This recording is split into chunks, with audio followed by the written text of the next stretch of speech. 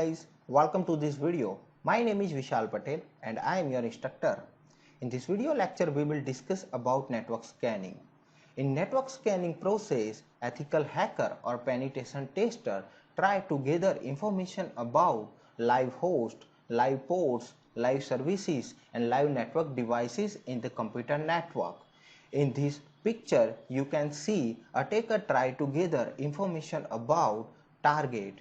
In this picture you can see attacker send TCP/IP probes to the target network and target network respond with network information to the hacker. So network scanning is a process to gather information about live ports, live host and live network devices in the computer network. Hi guys, welcome to this video. In this video lecture we will discuss about how to find live devices on the computer network. Ping is a utility to check live status of the devices in the computer network. Ping is a process in which penetration tester or attacker send ICMP echo request to the target machine using ping utility. If target device is present, if target device is live on the computer network, it will reply with ICMP echo message. This information is very useful if device is live on the computer network, and check if ICMP echo request message is passing through security devices like firewall. Nmap is a tool that used for ping scanning. Using ping scanning, we can gather very useful information on the computer network. So thank you for watching this video. Hi guys, welcome to this video lecture. My name is Vishal Patel and I am your instructor. In this video lecture we will discuss about how we can gather live host information by using subnet or range of IP addresses. Ping sweep is a method to gather information about live host by sending ICMP echo request message to the range of IP addresses. If device is live in the computer network, it will reply with ICMP echo message and you will get information about live host or devices. Attackers sometimes use this method to gather inventory information about your organization using subnet mask. So you must secure your subnet information from attackers' attack. So Nmap is a tool we can utilize to perform ping sweep method. So thank you for watching this video. Hi guys, welcome to this video lecture. My name is Vishal Patel and I am your instructor. In this video lecture we will discuss about three-way handshake process. Computer system uses protocols to communicate with each other. Protocol is a set of rules.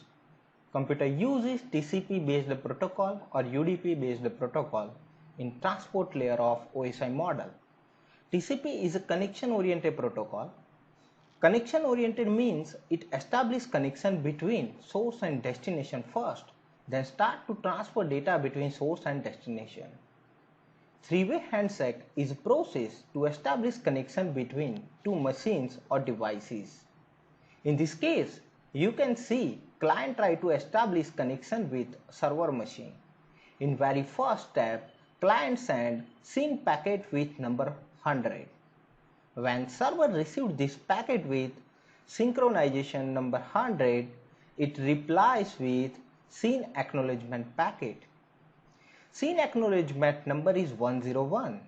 That means server trying to say that I have received 100 and send me next packet with 101 and also sending sequence number 200 along with packet.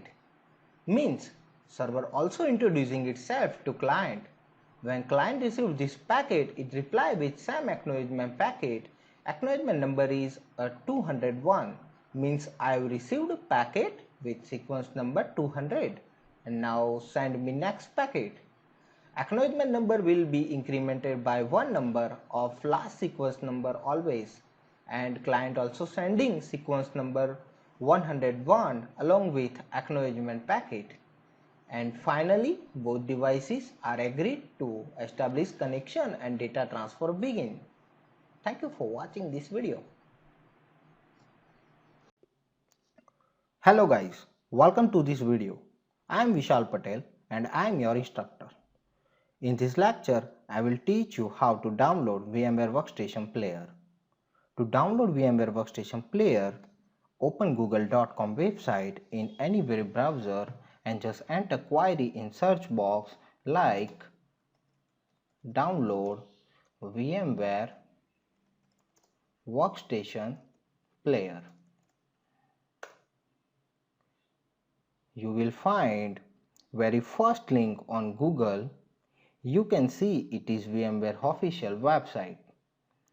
I must recommend to use official website of software to download any software. Sometimes attackers or malicious persons attach malwares with softwares and upload it to public site. So we must use official website to prevent ourselves from this type of attack. So we just need to click on this link.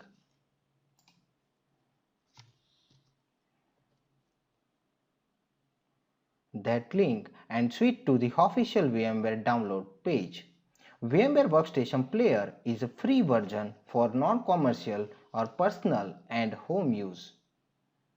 Please keep in mind that if you are already working with commercial organization, you must require commercial license to use Workstation Player in your organization. I am using Windows operating system, so need to click on Try Workstation 15 Player for Windows Download Now button. It will start to download VMware Player 15.exe. Hope you understand how to download VMware Workstation Player. Thank you for watching this video. Hi guys, welcome to this video. I am Vishal Patel and I am your instructor. In this lecture, I will teach you how to install VMware Workstation Player software. To install VMware Workstation Player, first you need to download it from VMware's official website. In previous video, we already discussed about it. You can see on my desktop screen, I've already put setup file of software. Now we need to double click on it and it will start process of installation. Just click on yes.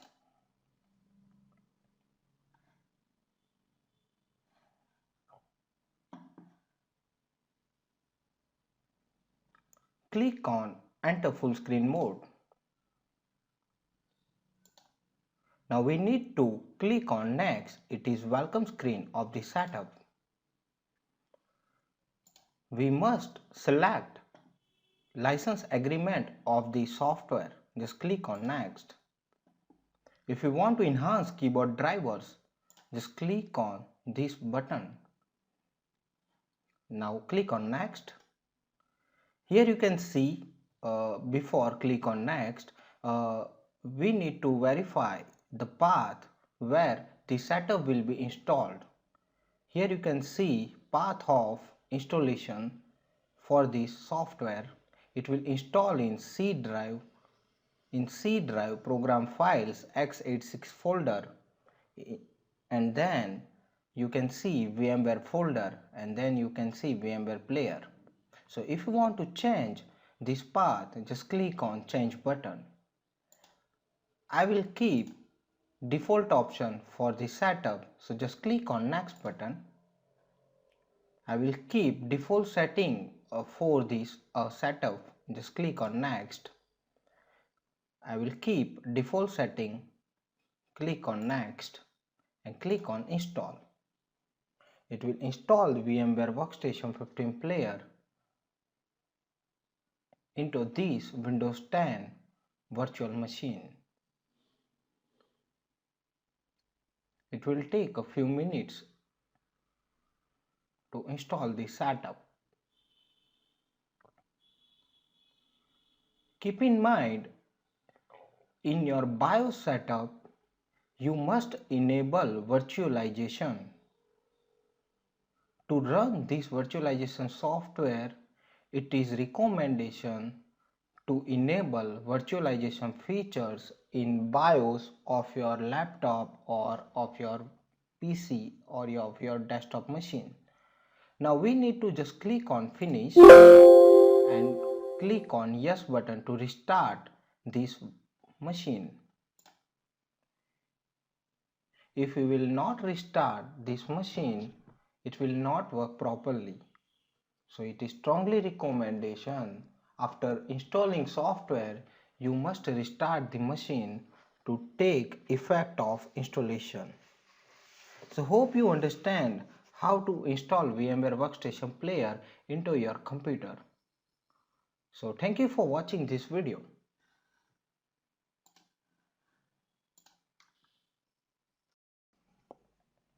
Hi guys, welcome to this video. My name is Vishal Patel and I am your instructor. In this lecture, I will teach you how to deploy metasploitable machine in virtualization environment. So first, we need to understand what is metasploitable. Metasploitable is a Linux-based operating machine with many types of vulnerabilities that can be used for exploiting this Linux machine. Actually, Metasploitable is designed for Metasploit framework testing. We can say in simple word, Metasploitable is an operating system based on Linux specifically designed for practicing ethical hacking skills, penetration testing skills, network security skill, Metasploitable framework skill and many more. So how to download Metasploitable? So open google.com in any web browser and just type query in search box like download Metasploitable 2 and now click on SourceForge.net link to download it. I already downloaded, so don't need to download right now for me. Here you can see download button for Metasploitable machine. So how to use Metasploitable? As we already discussed, Metasploitable is a Linux virtual machine and that's why to run this VM we need VMware Workstation Player. I have already installed VMware Workstation Player into my machine.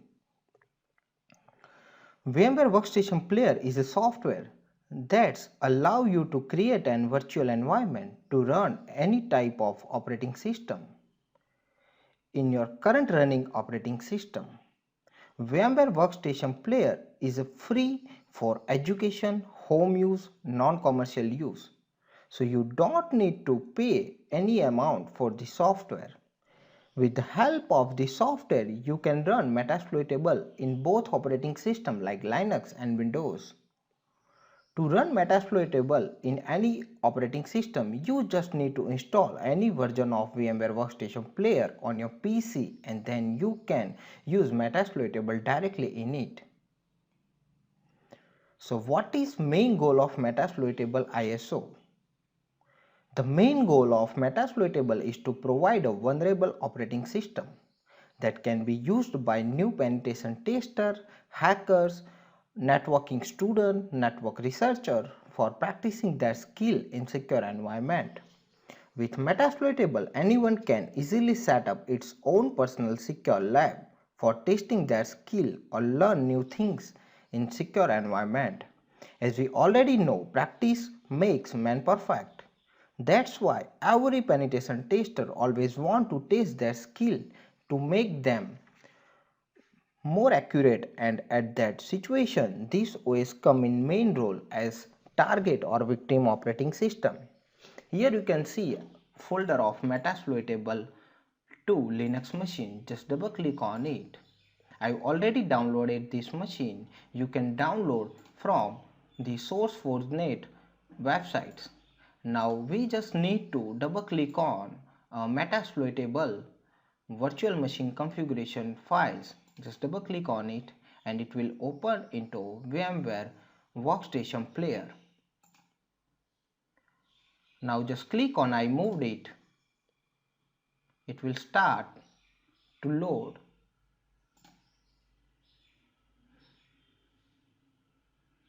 Here you can see booting screen of metasploitable machine.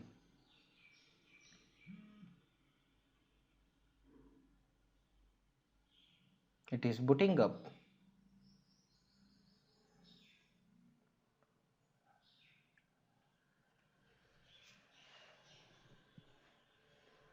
Here you can see login screen of metasploitable machine.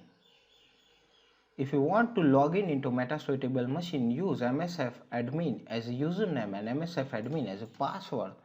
msf admin as a password, and here you can see shell of this virtual machine. So hope you understand how we can deploy metasploitable to machine into virtualization. Thank you for watching this video. Hi guys, welcome to this video. I am Vishal Patel and I am your instructor. In this lecture, you will learn to download Kali Linux. First, you need to open google.com and search download Kali Linux.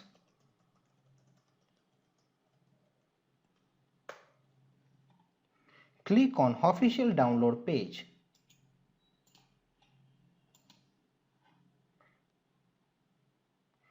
Here you can see both architectures are available, 32-bit and 64-bit.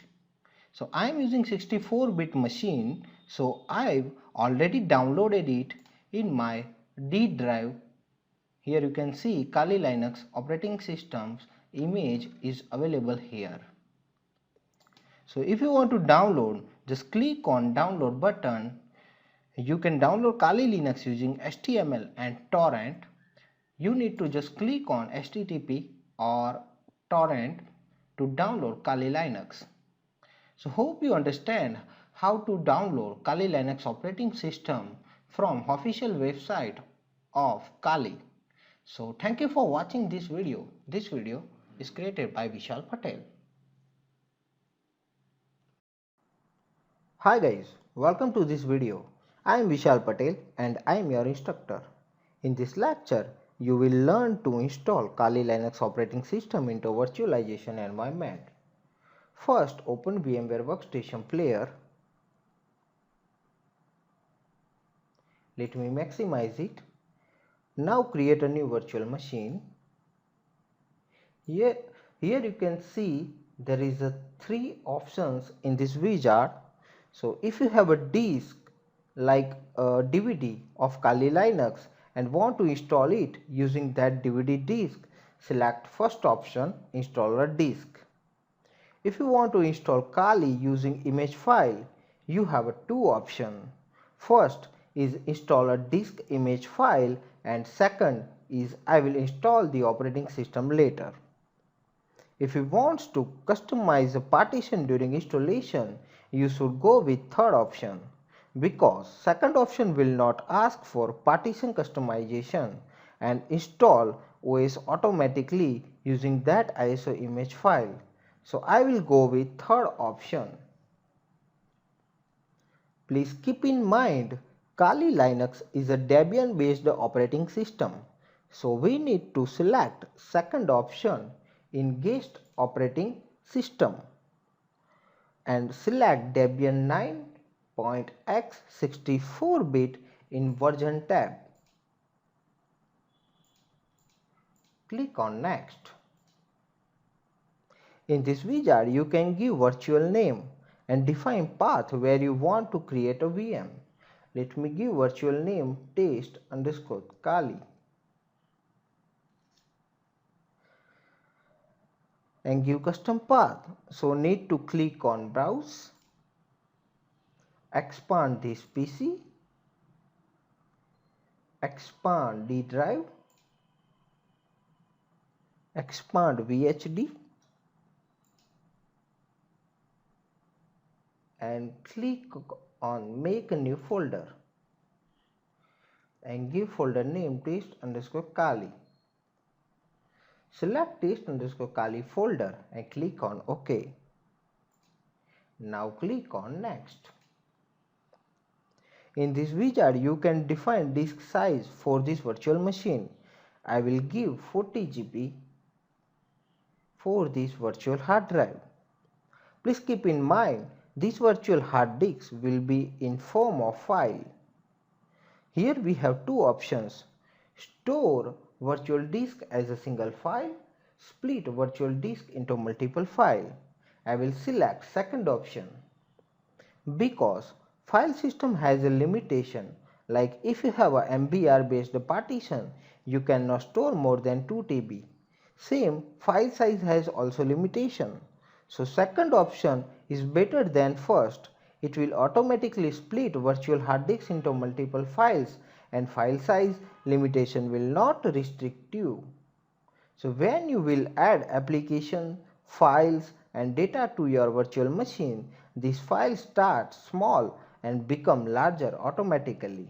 So select second option and click on next. This wizard shows you summary of this virtual machine configuration. If you still want to customize this VM, click on customize hardware. You can add additional hardware using add button. Click on close button and finish now.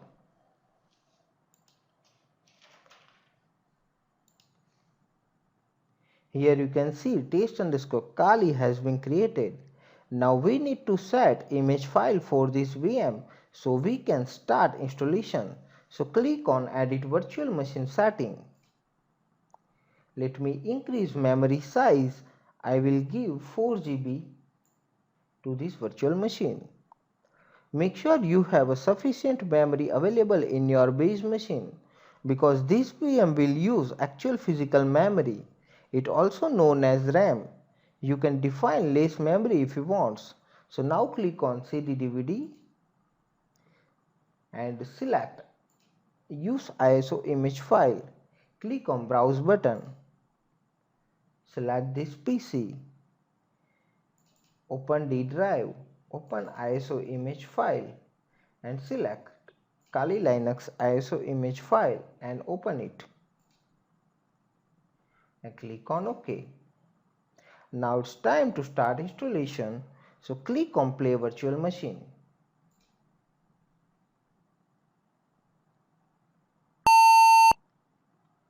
I want installation with graphical wizard, so go with the graphical install.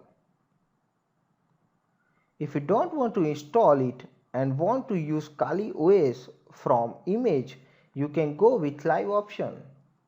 So now select graphical install and give enter.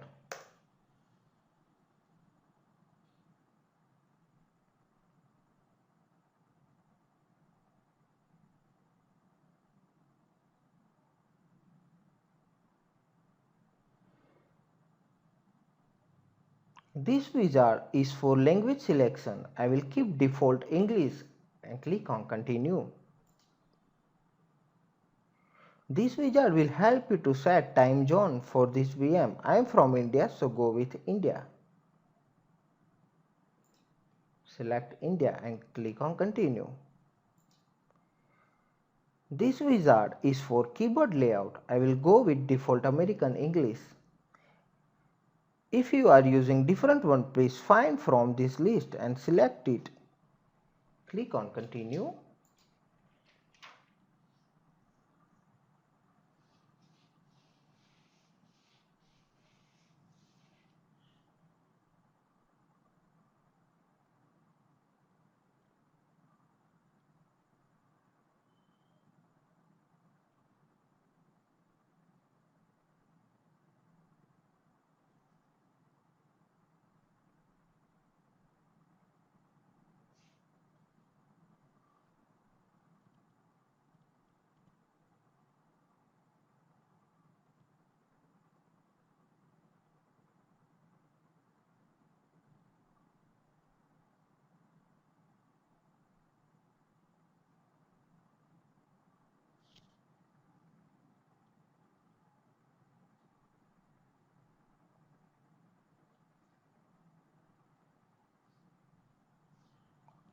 This wizard is used to set hostname.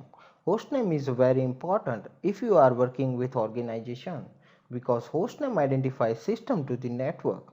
I will give test dash Kali as a hostname and click on continue. This wizard used to set domain name like Microsoft.com or Google.com. If you want to use this machine on internet and want to give domain name for this VM, you should give domain name to the right of your hostname like test-kali.com. But we are setting up lab at our home, so don't need it. Click on continue. This wizard is used to set password of superuser of this machine. Root is a superuser of Linux. Root can do anything in operating system. It has all the rights to delete anything, so we must give strong password for it, so it can't compromise.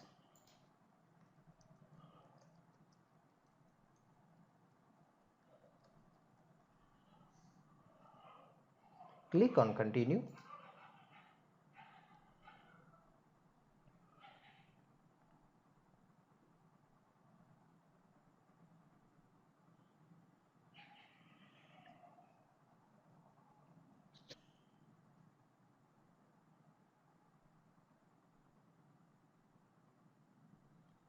This wizard used to define partition method. If you want to create a standard partition, go with first option. If you want to go with LVM, you should go with second option. In LVM, we can combine multiple hard drive and create a one large partition from it. Third option is used for setup encrypted LVM. Encryption is used for convert readable data into unreadable format. If your hard drive has been stolen, your data will be safe because this wizard used to configure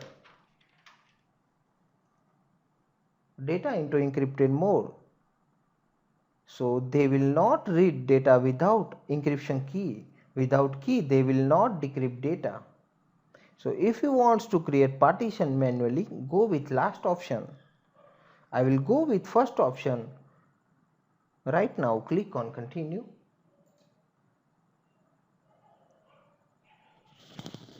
If you are a new user, you should go with me. This wizard used to select a disk from installation.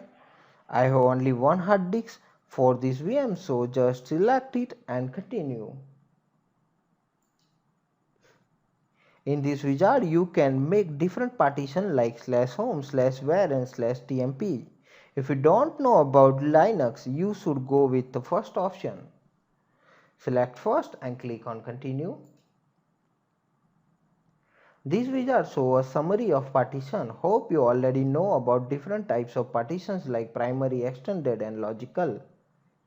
In this wizard you can see it will create two partition, primary and logical. Primary partition will use ext4 file system and mount it under slash. Logical partition is a swap. When your memory become out of space, system use hard disk space to load program. That space known as swap. So now click on continue. Select yes, write the changes to the disk and click on continue.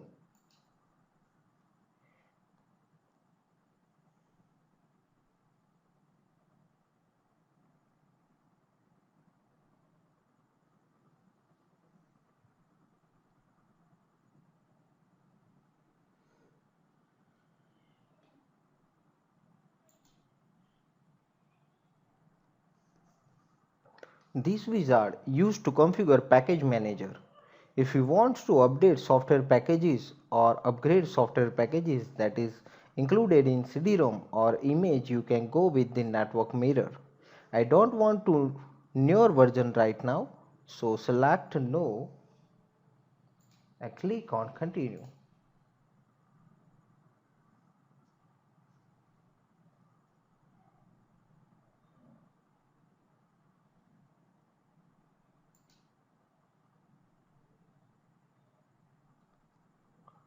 This wizard is for GRUB.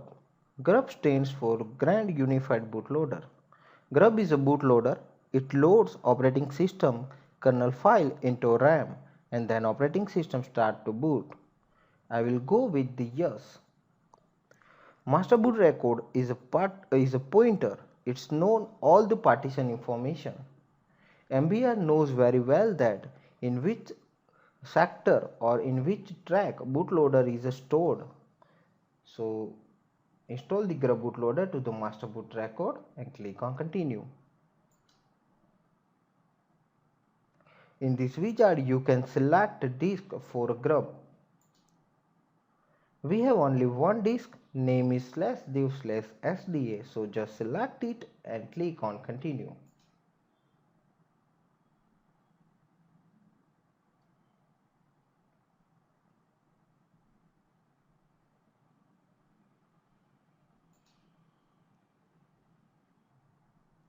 Installation has been completed. Now click on continue.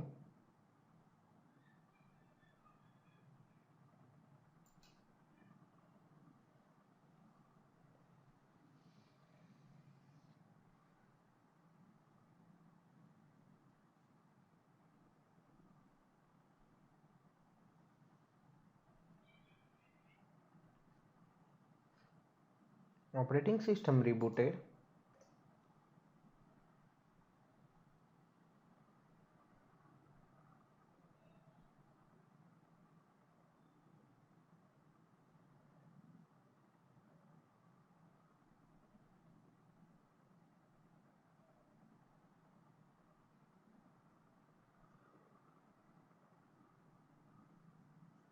Here you can see operating system installation has been completed successfully.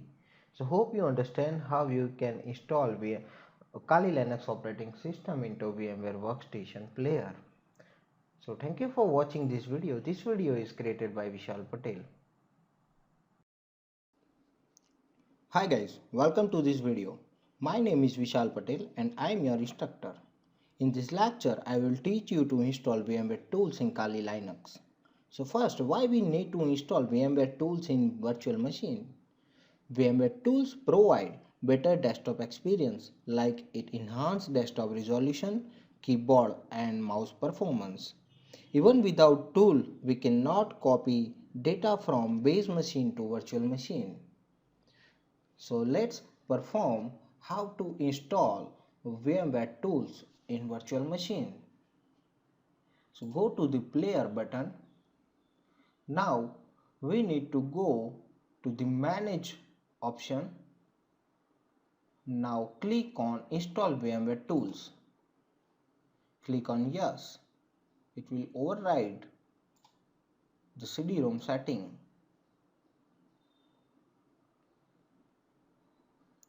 Here you can see VMware tools has been mounted. Open it.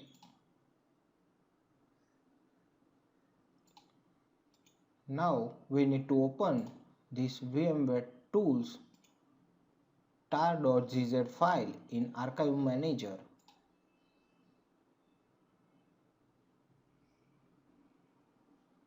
Extract it on your desktop.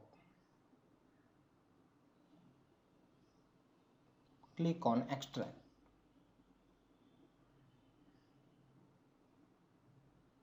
Close now. Close now. Close.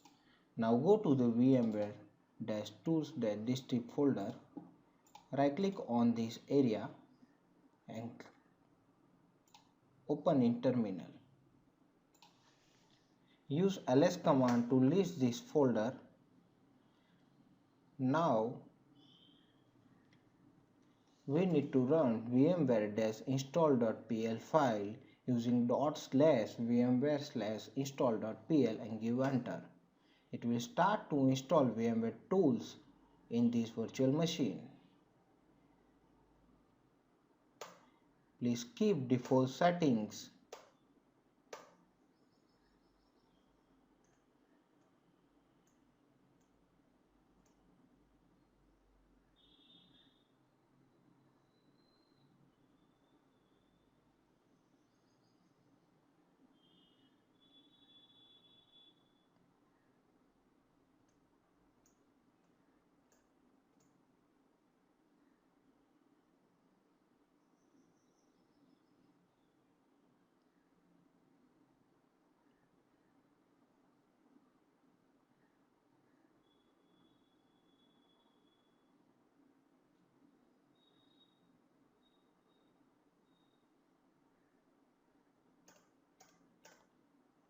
VMware tool has been installed successfully. Now we need to restart this machine using init space 6 command.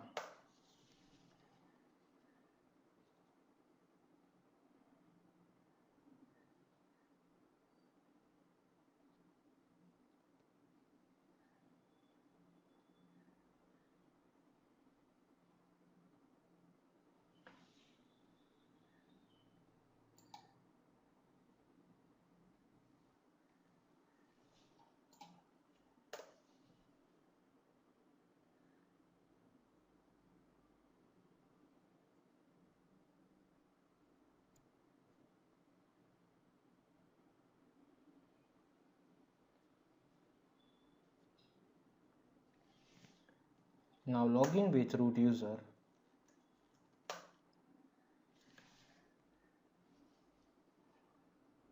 Enter full screen mode.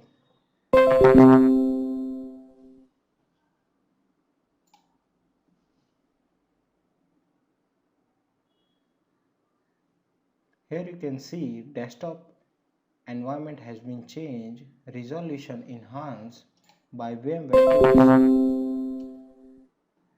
If you want to copy something from desktop, like let me create a folder in a base machine and now need to copy it to the virtual machine. Just copy and paste it. Here you can see new folder has been copied. Let me delete and use drag and drop option to copy new folder. It's working. So hope you understand why we need to install VMware tools in Kali Linux. So thank you for watching this video. This video is created by Vishal Patel. Thank you. Welcome to this video lecture. Overview of Nmap. Nmap is a network scanning tool. Nmap also used to detect hosts on the computer network. Nmap is very useful during several steps of penetration testing. Nmap is used to discover hosts and services in computer network by sending packets and analyzing responses. Nmap is widely used by ethical hackers and pen testers to find weaknesses and vulnerabilities in computer networks. It can be run on many operating systems like Linux, Mac, or Windows. Nmap is a very powerful tool that can be used to perform port discovery and enumerations.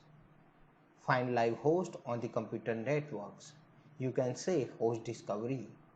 To detect software version details, hardware addresses, operating system details. We can also use Nmap to detect open ports and find related softwares and version info. Nmap can be used to find weaknesses and vulnerabilities of computer networks. Thank you for watching this video. Hello and welcome to this video lecture. Overview of host discovery. Very first step in footprinting or reconnaissance phase is to reduce attack area by finding interesting or active host.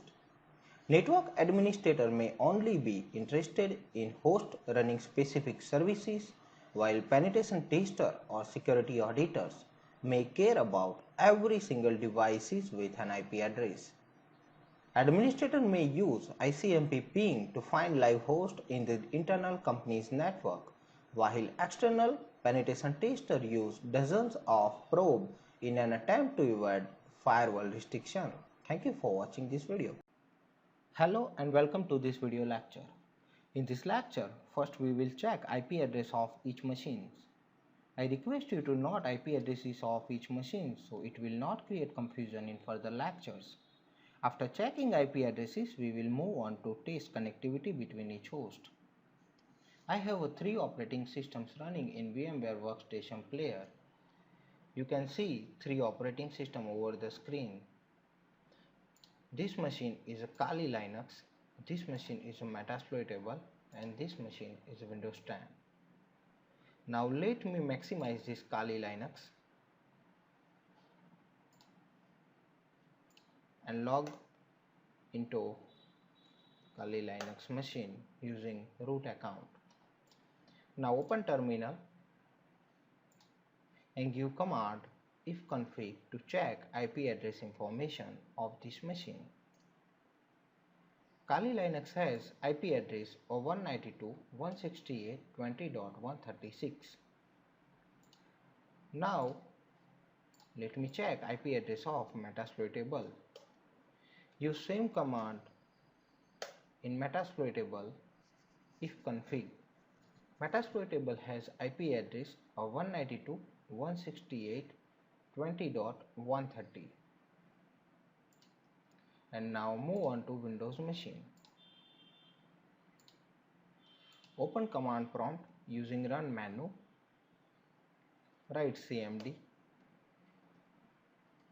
and use ipconfig command to reveal IP information about Windows machine. It has IP address of 192.168.20.133.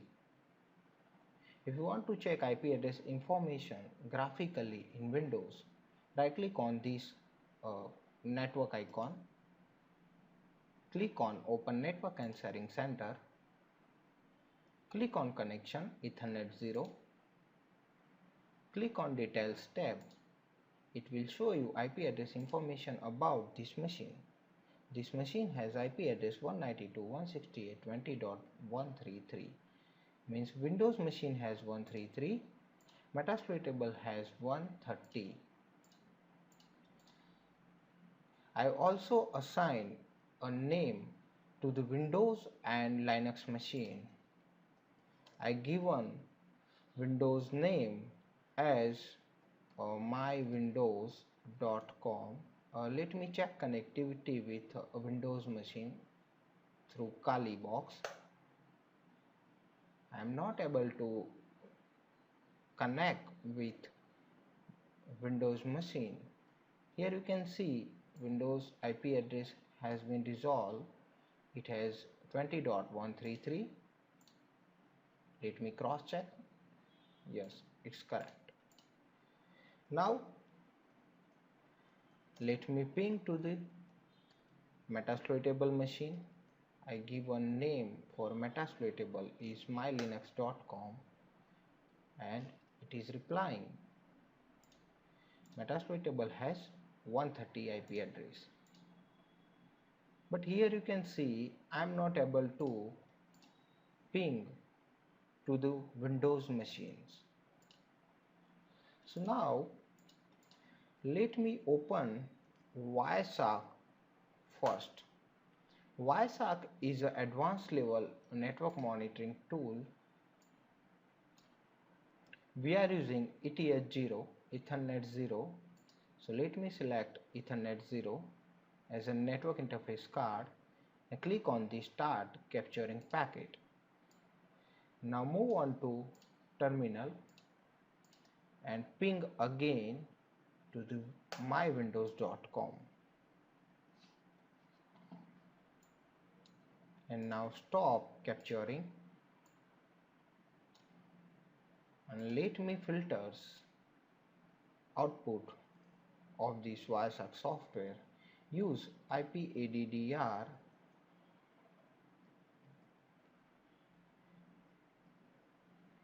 and give IP address of Windows machine. Windows has IP address 133. So give 133, give enter. It will show you output of 133 IP address. Here you can see 136 sending ICMP request to the 20.133. It is showing a ping request. It is sending sequence number, sending packet with sequence number and not able to receive any response. That's why it is showing no response. Expand Internet Control Message Protocol. Ping utility use ICMP protocol to communicate with target.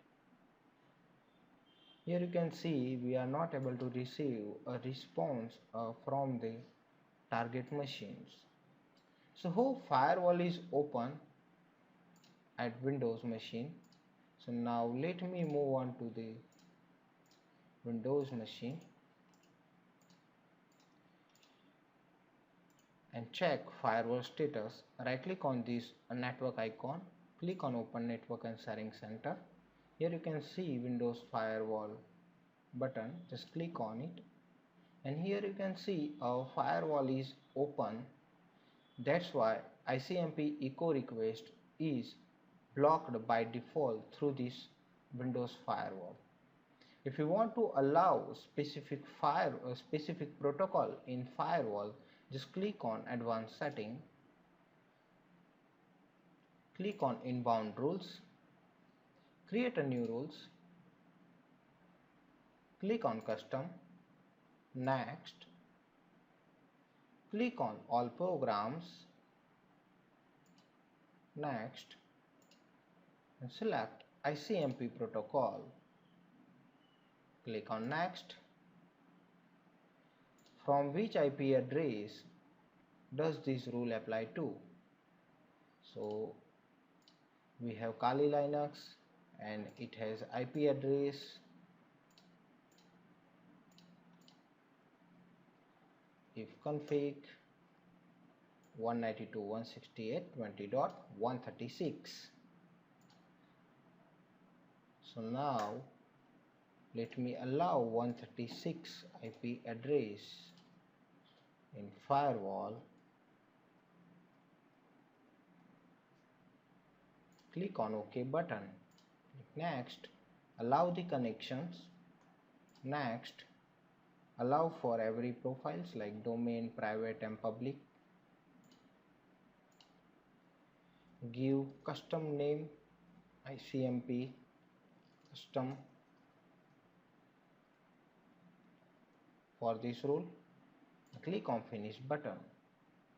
Now move on to Kali box, and here you can see we are able to receive response from the target machine. Now move to the Windows. Here you can see already we opened advanced setting. Open ICMP. Click on block the connection, apply OK. Now it will block the ICMP request. So hope you understand how we can allow specific protocol request in firewall. Here you can see now we are able to receive a response from the Windows machine. If you want to disable this rule, just right click on ICMP_custom rule and click on disable rule. I disabled this rule, so default rule applied for source machine. So that's why we are not able to ping to the Windows machine, because Kali Linux is a source machine and Windows machine is a destination machine. So hope you understand how we can check connectivity between different hosts in VMware Workstation Player by pinging, by sending ICMP request. You also seen output of Wireshark, and you understood that how to filter specific IP address in Wireshark. If you want to capture Wireshark through Wireshark, just click on the start capturing packet button. It will start to capture network. If you want to stop this capturing, just click on this button. So thank you for watching this video. Hello and welcome to this video. Let me first start with simple command of Nmap. Nmap space define target host name or IP address. Give enter.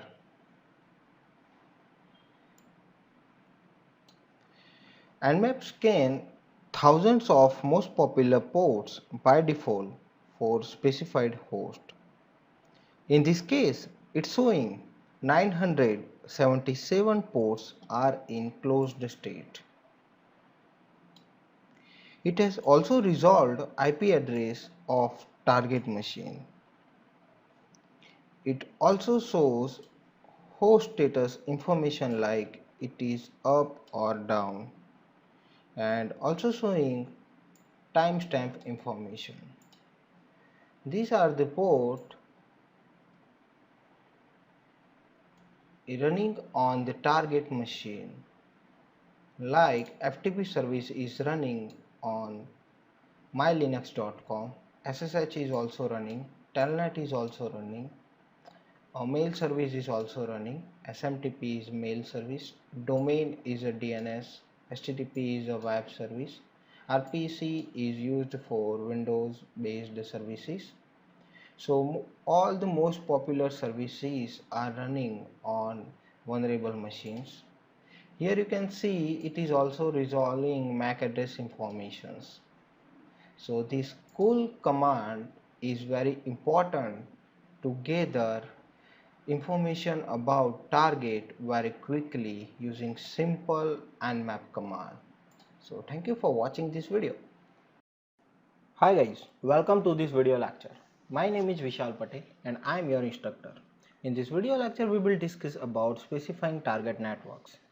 Assume you wish to scan all internal network of your company. For this nmap support CIDR value. Let me type command to understand better.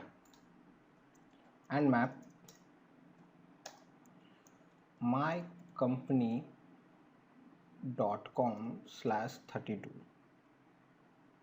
Assume that your company's domain name is mycompany.com and you want to scan it through Nmap using CIDR value. First, you have to understand that mycompany.com is a domain name and domain name points to specific IP address always. It may be IP address of hosting server where your company's website is stored. That means mycompany.com is a specific host. So we should use /32 which scan just the named host or IP address because all address bits are fixed. In our lab, we are using mylinux.com and mywindows.com. mylinux.com is a metasploitable machine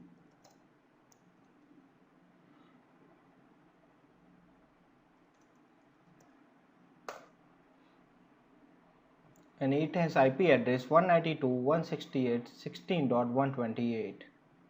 And now let me ping to the mywindows.com now. It has 192.168.60.130 IP address. So mywindows.com is a Windows machine. So we should use nmap mylinux.com/32 to scan specific host.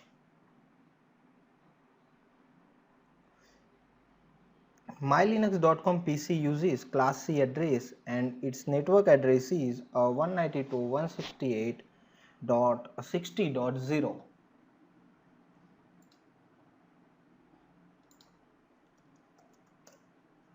You can see it has network address 192.168.60.0.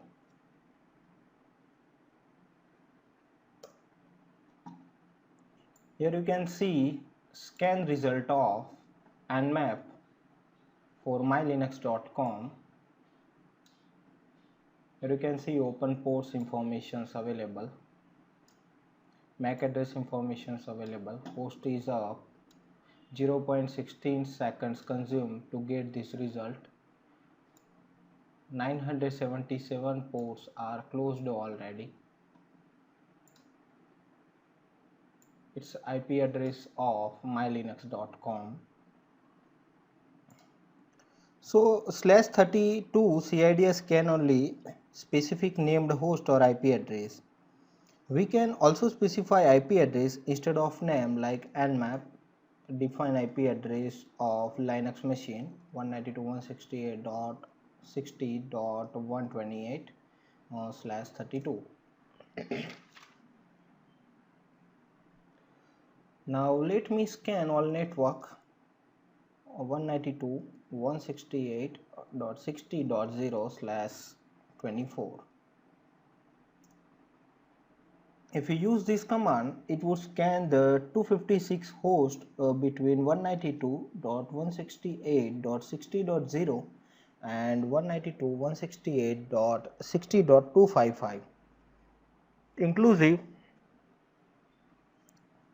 192.168.60.128 would scan exactly the same target.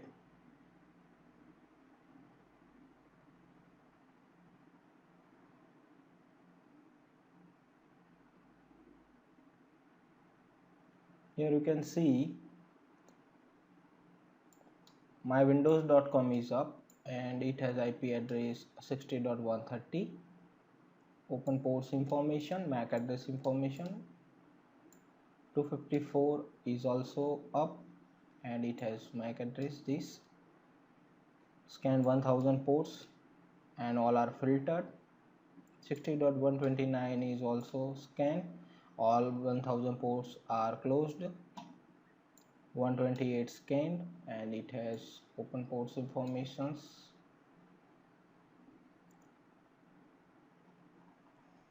So now try with host name.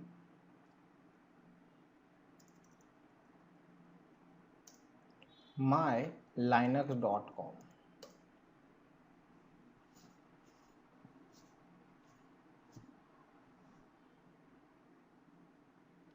It has IP address of 192.168.60.128. It's scan same as previous command. So now you might want to scan 192.168.60.0/24, but skip IPs ending with .0 and .255 because .0 may be used as subnet network and .255 may be used as broadcast address. So Nmap support octet range addressing. Rather than specify IP address, you can specify a comma separated list of numbers.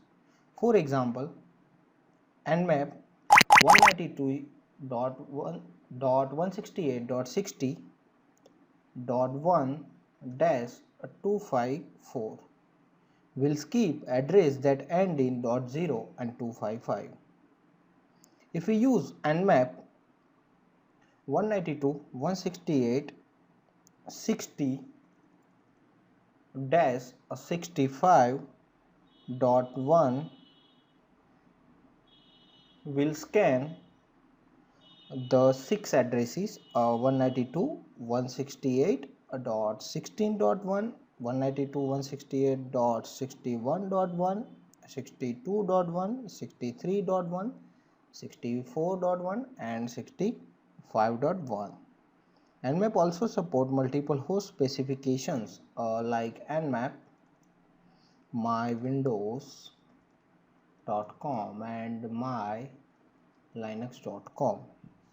We can also use IP address instead of name if you want.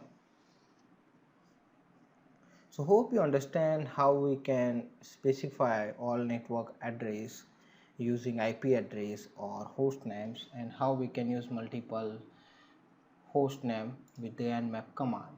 Thank you for watching this video. Hi guys, welcome to this video lecture. My name is Vishal Patel and I am your instructor. Specifying target host and network more advanced level. Assume you want to scan huge list of hosts at a time. It is very awkward on the command line. You just need to simply generate the list of hosts to scan and pass that file name to Nmap. Entries can be in any form of the format accepted by Nmap on the command line, like IP address, host name, CIDR, IPv6 address, octet range. Each entry must be separated by one or more spaces, tabs or new lines. Like, let me exit from this nano.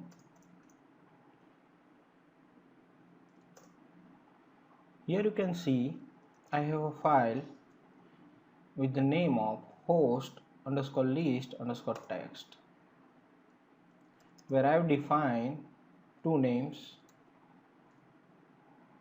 mywindows.com, then I have given space and given mylinux.com.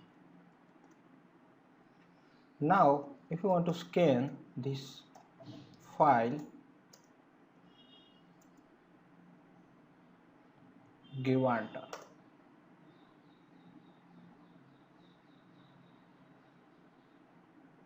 It will scan both the machine. You can see mylinux.com's results and mywindows.com is filtered because software firewall is on Windows machines. And if you want to scan IP6 address, just give nmap space -6 and define IPv6 address.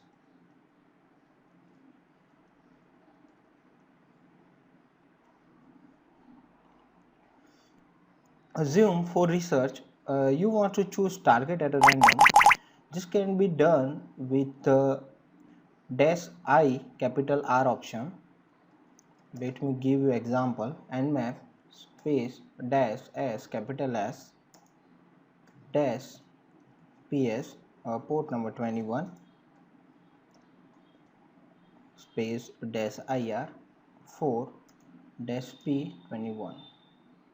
This command will search for random server for FTP on internet world.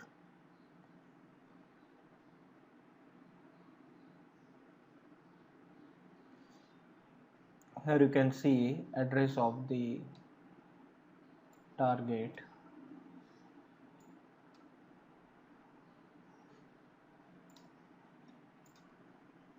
If you want to get help of the nmap command, use nmap space --help.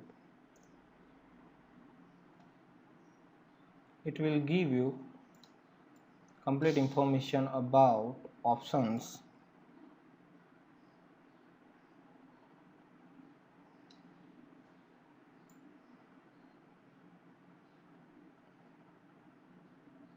We use -SS used for TCP sync connect. We also use -PS for TCP SYN acknowledgement, UDP or HTTP discovery, and we use -IR for choose random target, and we also use -P to define port number.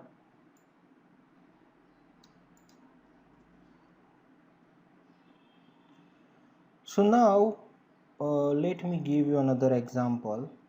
192.168.60.0/24 exclude mylinux.com and mywindows.com. Assume you are hired as a penetration tester in organization and you want to scan entire network except few machines. You have machines with legacy hardware that is known to crash when you perform scan, but you haven't been able to fix it or replace it. Maybe certain IP ranges represents companies, customers, partners that you aren't authorized to scan. It is common in each companies to have machines which you don't want to scan under any situations.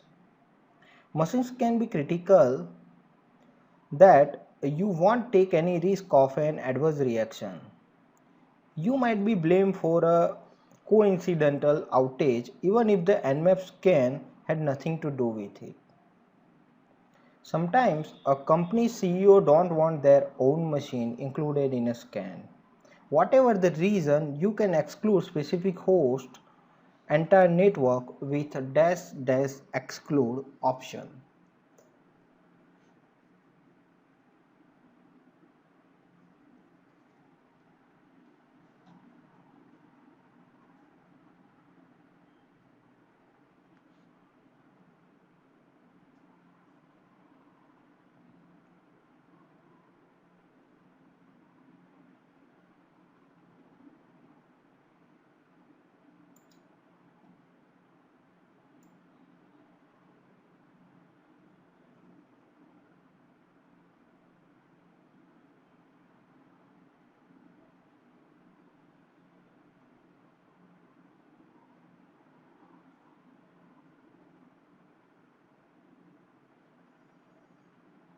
Here you can see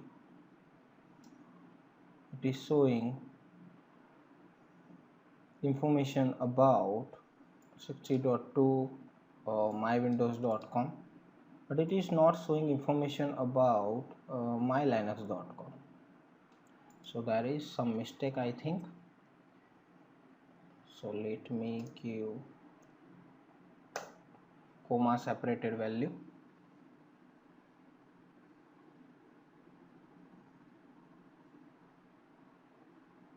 Here you can see mywindows.com has been skipped already using comma separated. So hope you understand how we can use advanced Nmap options to specify networks. So thank you for watching this video. Hi guys, welcome to this video lecture. My name is Vishal Patel and I am your instructor. Finding an organization's IP address. It is very important to carefully research target networks before scanning them.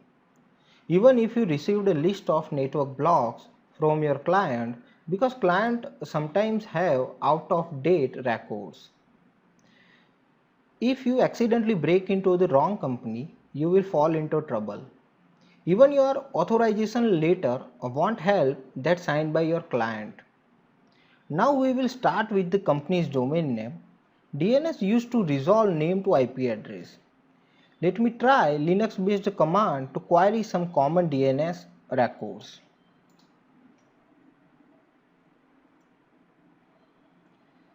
Give command host -t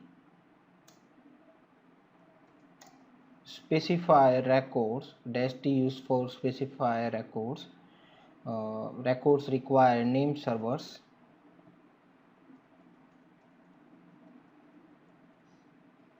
So this command will give you name servers record for the Vishal itacademy.com. NS stands for name server. Now let me give you another example. Using A, it will give you a record information of vishalitacademy.com. These are the IP address associated with the vishalitacademy.com. Now let me find IPv6 based A record informations. Now let me find mail server record information for the vishalitacademy.com, and we can also find start of authority record SOA using host command. We resolved the host names by using a previous commands. Hostname comes from a zone transfer. Most DNS servers reject zone transfer, but it is worth try because many still allowed it. Now try every DNS servers you have found through domain NS record.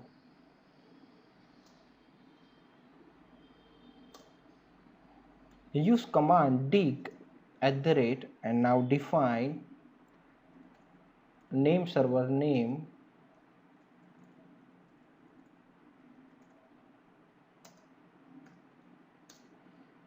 transfer road lookup John of virtualitacademy.com. We are not able to transfer John of virtualitacademy.com because it is secure already. So thank you for watching this video. Hi guys, welcome to this video lecture. My name is Vishal Patel and I am your instructor. In this video lecture I will teach you how to set up DNS server in Windows Server 2016.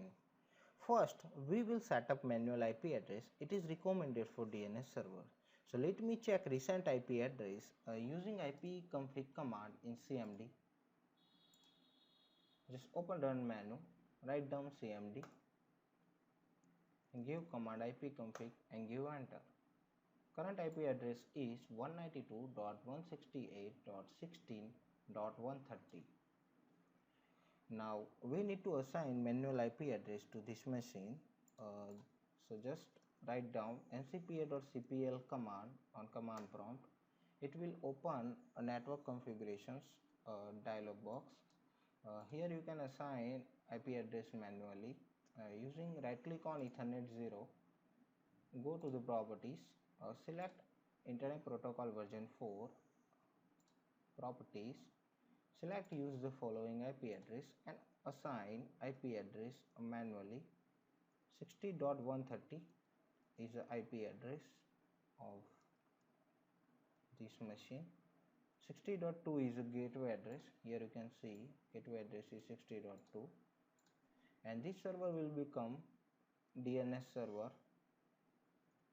So assign own IP address in preferred DNS server tab. Click on OK, close it, close it, close it. Now let me cross check IP address. Yes, it is assigned 60.130. Let me ping to the gateway address 192.168.60.2. Networking is working perfect. Now we need to open server manager. So just click on this Windows button. Click on server manager.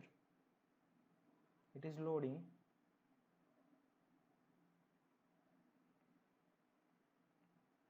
Now we need to click on add roles and features.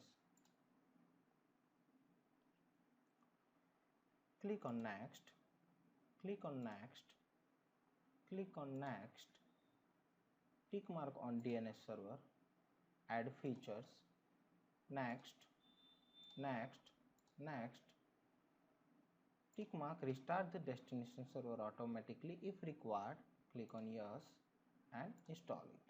It will take a few minutes to install DNS server role in this machine.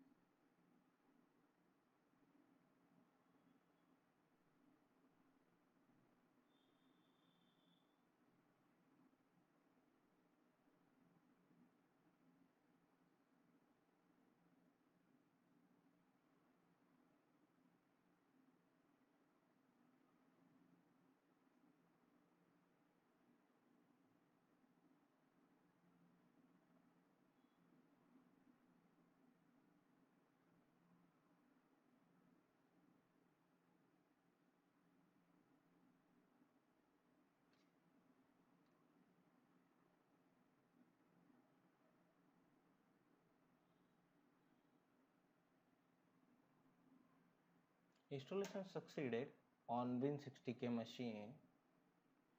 Just click on close. Now need to click on DNS.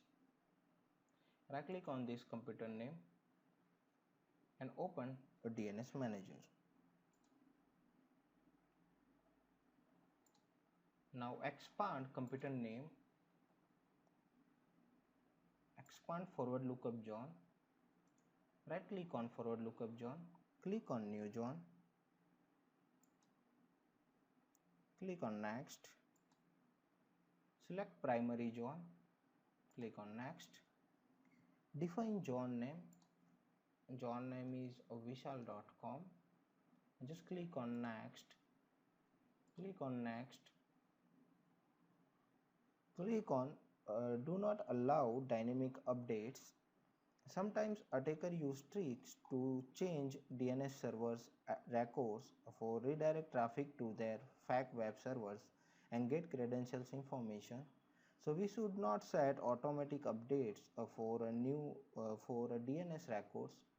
So just click on next and just finish it. Now expand vishal.com. We have two record available, SOA and NS record. Now configure NS record. Select win60k dot and click on edit.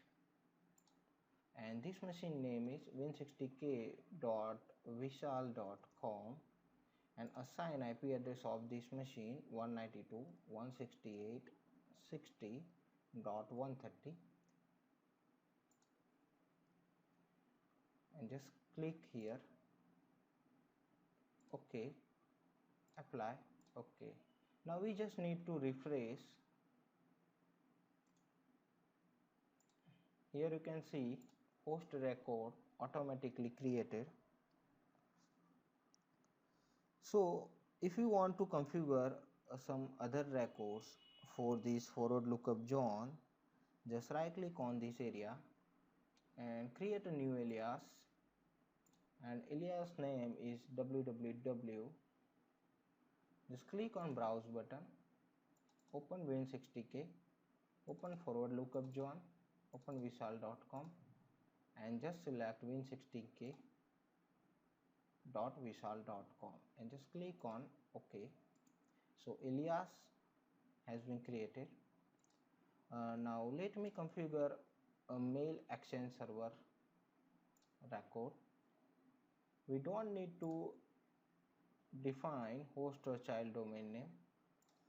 Just let me give mail server name.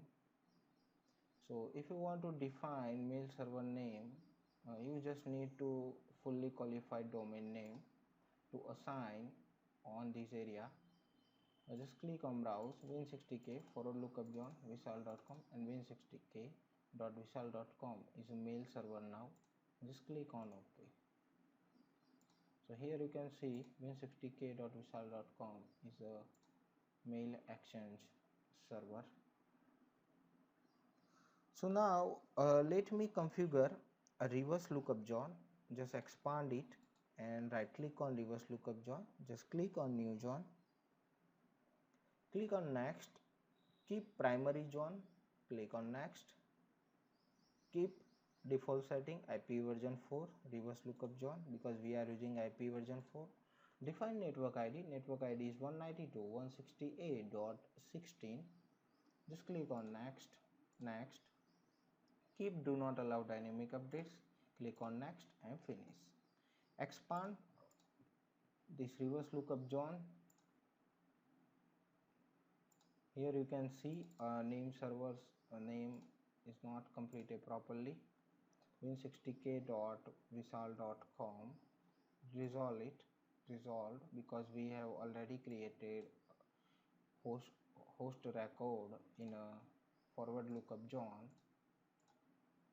So we just need to create new pointers and IP address is 130. Just click on browse button win60k forward lookup zone vishal.com and select win60k.vishal.com. So now pointer has been created. Now let me check DNS server is working properly or not. So we just need to open CMD and give ns lookup command. So here you can see DNS server is working properly, win60k.vishal.com. So DNS server has been configured perfectly. So thank you for watching this video. Hi guys, welcome to this video lecture. My name is Vishal Patel and I am your instructor.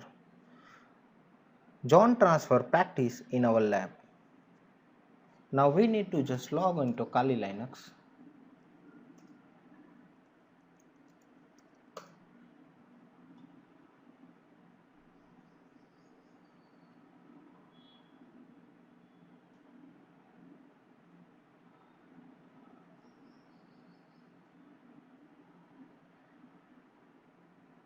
Maximize it.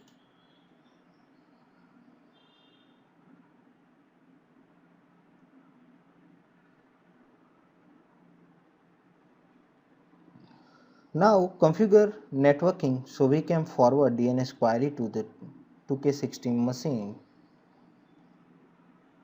It is working as DNS server.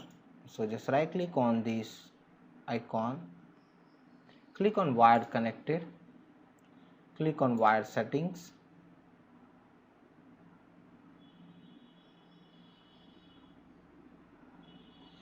Now click on the setting button,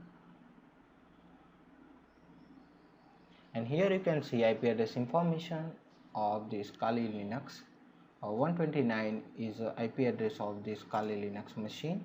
Just click on manual and assign IP address 192.168.60. You can also check using terminal if you want. Using ifconfig command, IP address is 129. So 129 is a IP address, and we need to define net mask. Here you can see net mask information also. So 255.255.255.0, and now assign gateway address 60.2, and when 2K16 server is working as a DNS server, so assign IP address of it and just click on apply, close this button, and now we just need to restart a network manager service. So use systemctl restart network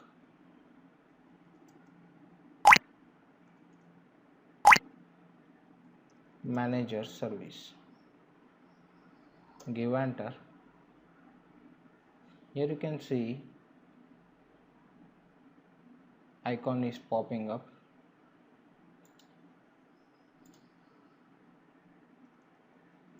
Now just need to run command ifconfig.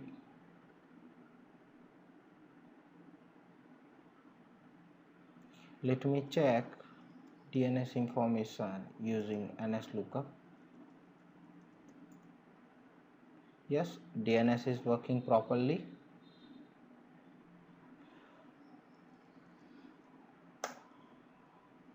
So now let me check some host record information of target DNS server. Use host space -t for query for a record of vishal.com and give enter. So vishal.com has no any a record. So we need to find name server for vishal.com first. So give host -t ns for name server record and give vishal.com domain name. And here you can see win16k.vishal.com machine is working as a name server. So just give host -t for query a query to the win60k machine for a record, and a record information is 192.168.60.130. So now let me check alias information.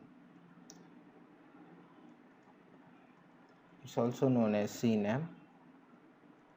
www.vishal.com. So win60k.vishal.com machine name is alias name of www vishal.com. So now give another record is a MX record, and win60k.vishal.com is working as a mail server exchange record for vishal.com domain name. So now let's try to zone transfer using dig command. Dig @win60k.vishal.com, define query axfr for zone transfer of vishal.com. Here you can see we are not able to transfer record of DNS server. It is good for system administrator, but sometimes administrators misconfiguration allow attacker to transfer zone. So which type of misconfiguration lead to zone transfer attacks? So let's move on to Windows Server machine.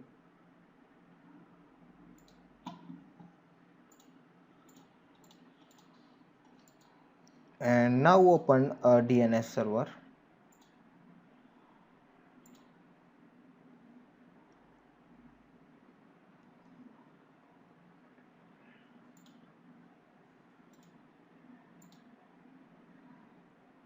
Expand forward lookup zone and right click on vishal.com. Go to the properties. Here you can see zone transfer tab, and we selected only two servers listed on the name server tab.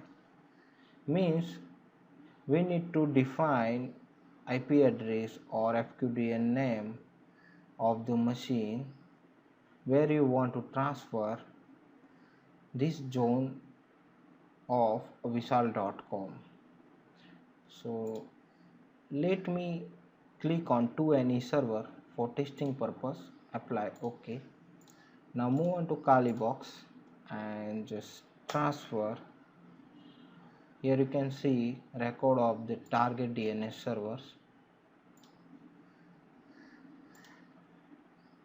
like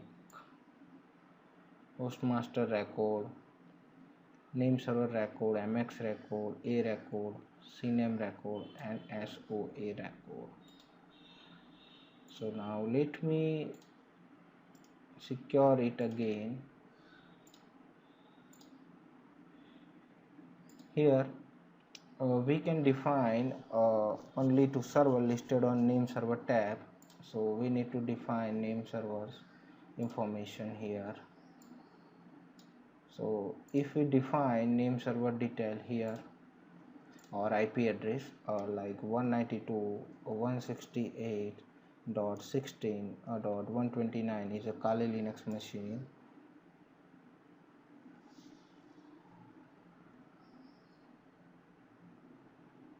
It is trying to validating.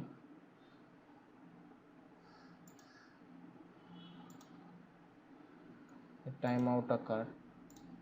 Now let me create first a record, new host, and host name is kali.vishal.com and assign IP address of is 192.168.60.129 and create a PTR record also, add host, okay, done it.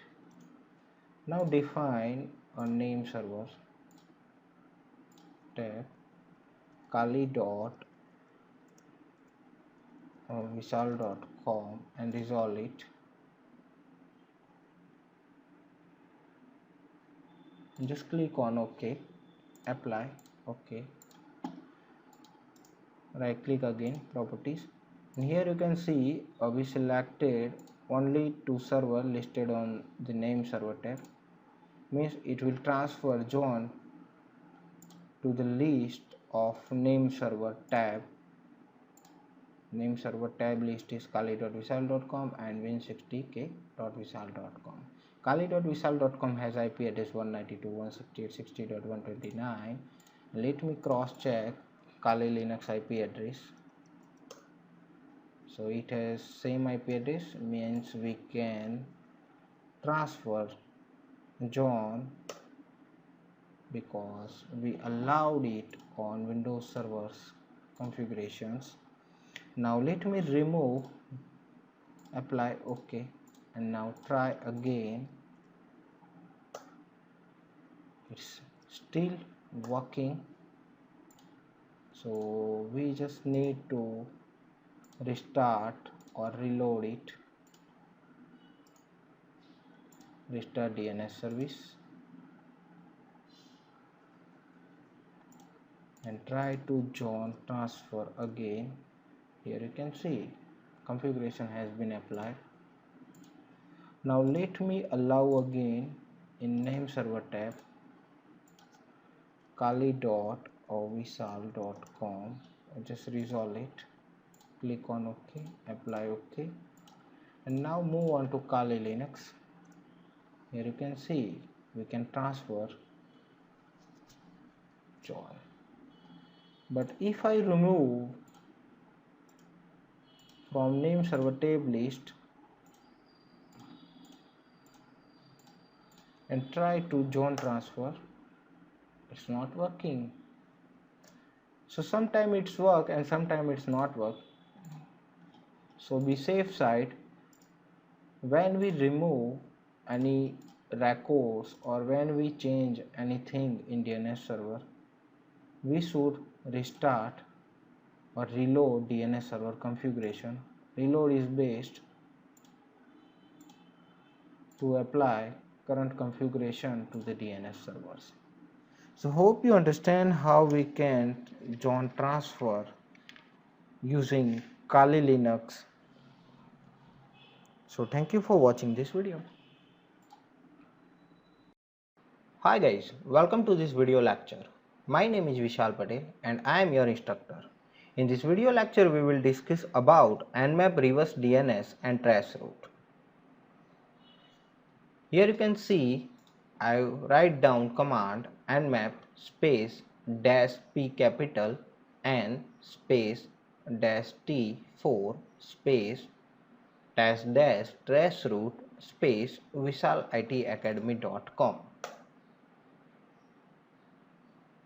It will take a few minutes to give output of this command.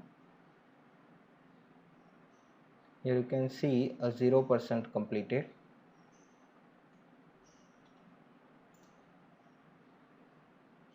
So let it finish.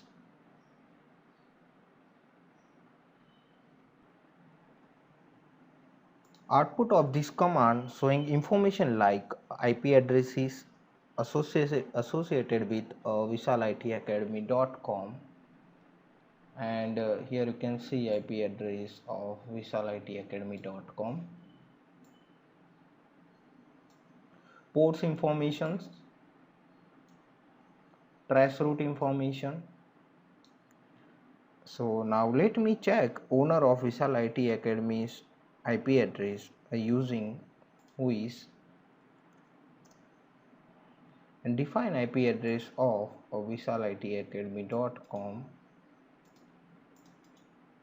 and give paste and give enter.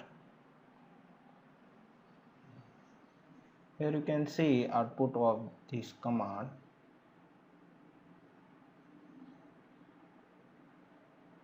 Owner of this IP address is Cloudflare.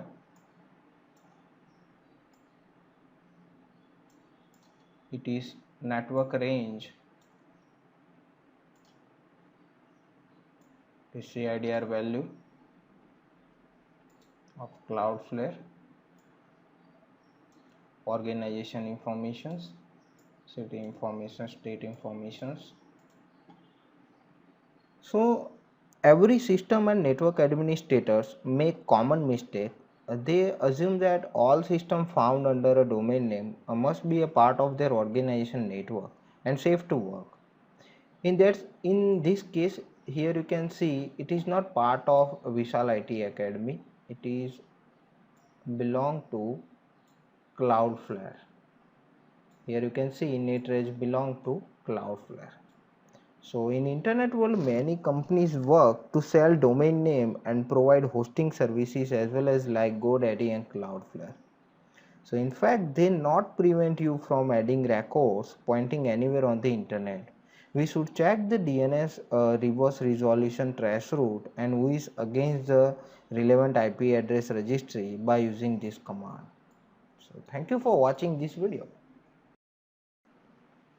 Hi guys, welcome to this video lecture. My name is Vishal Patel and I am your instructor. In this video lecture we will discuss about list scan. List scan does not send any packets to the target host. However, list each host on the network specified. Nmap use reverse DNS resolution to know names of each target host. Nmap also reports total number of IP addresses in output. List scan give you surety that you have proper IP addresses for your targets. If the host displays domain names you do not identify, it is worth investigating further to prevent scanning the wrong company's network. What are reasons that target IP ranges can be incorrect? In some cases, security consultants are given the wrong addresses. System or network administrators can mistype their own network blocks, and ethical hackers have even more worry about. In others, they try to find IP ranges through WIS databases and routing tables. The company could be loaning IP space to other organizations. The database can be out of order. Whether to scan client's company or service provider is an important issue that should be worked out with the client in advance. A list scan helps confirm exactly what targets are being scanned. In some cases, target organizations implemented IDS in the network already. You do not want to full scan it, that is likely to trigger IDS alerts and bring unwanted attentions. You can use list scan by giving -s L capital after Nmap command. So thank you for watching this video. Hi guys, welcome to this video lecture. My name is Vishal Patel and I am your instructor. In this video lecture we will discuss about disable port scan. Here you can see command I have write down here, nmap space -s n space -t4 space mywindows.com/24. This -sn option tells Nmap not to run port scan after target discovery. This command prints out the available host that responded to the scan. This is often called ping scan. A ping scan is one step more intrusive than list scan. It performs reconnaissance of a target network quickly and without attracting much attention.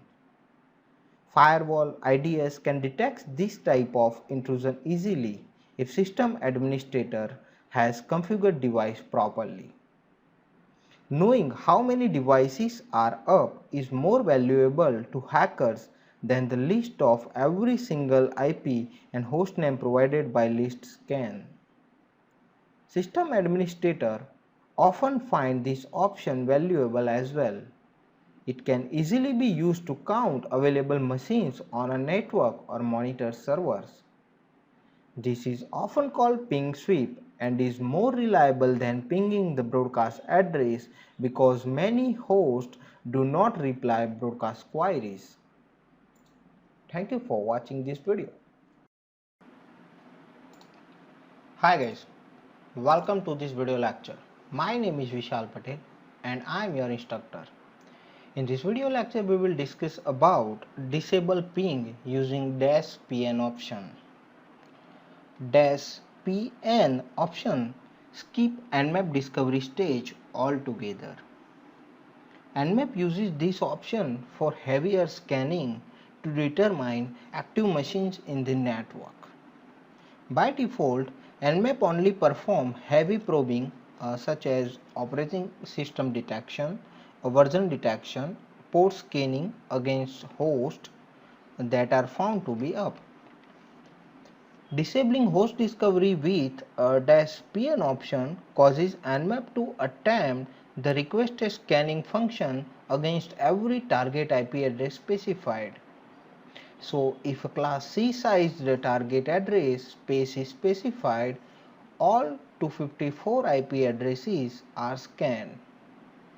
Proper host discovery is kept as with list scan, but instead of stopping and printing the target list, Nmap continues to perform requested function as if each target IP is active. There are many reasons for disabling the Nmap ping test. One of the most common is intrusive vulnerabilities assessment. One can specify dozens of different ping probes in an attempt to elicit a response from all available hosts, but it is still possible that an active yet heavily firewalled machine might not reply to any of these probes. So to avoid missing anything, auditors frequently perform intense scan such as for all 65,536 TCP ports against every IP on the target network. It may seem wasteful to send thousands of packets to IP addresses that probably have no host listening, and it can slow scan time. Nmap must send retransmission to every port in case the original probe was dropped in transit, and Nmap must send substantial time waiting responses because it has no round trip time estimate for these non-responsive IP addresses.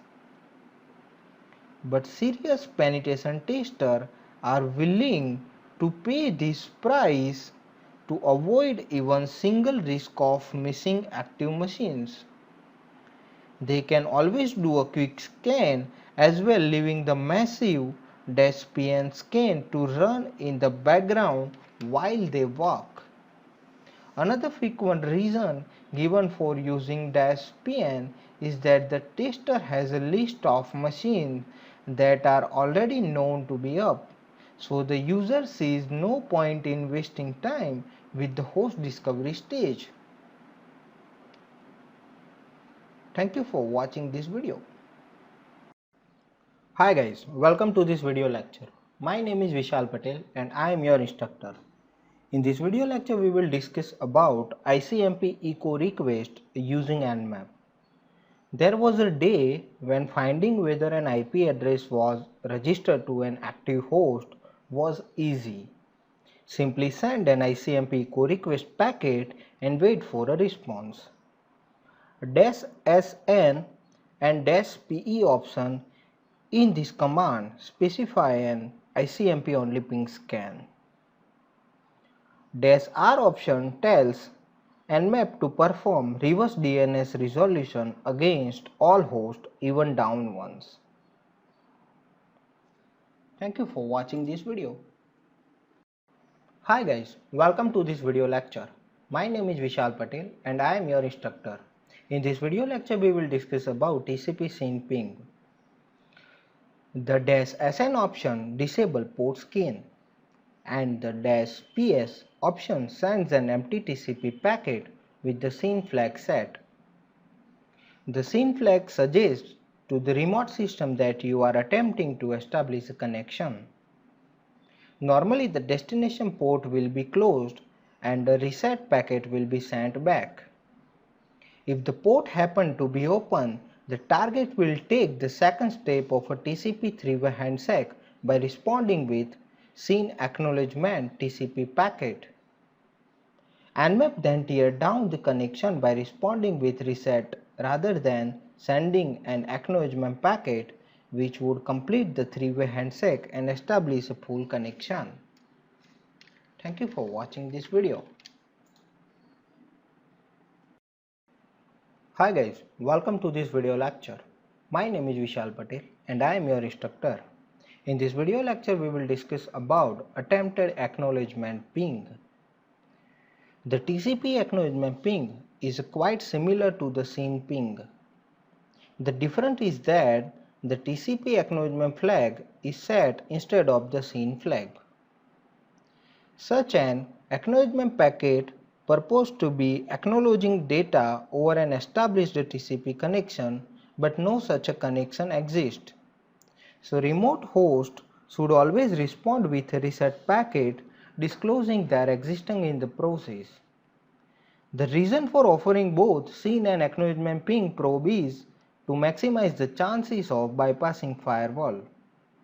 Many system administrators configure routers and other simple firewalls to block incoming SYN packets except for those destined for public services like the company's website or mail servers.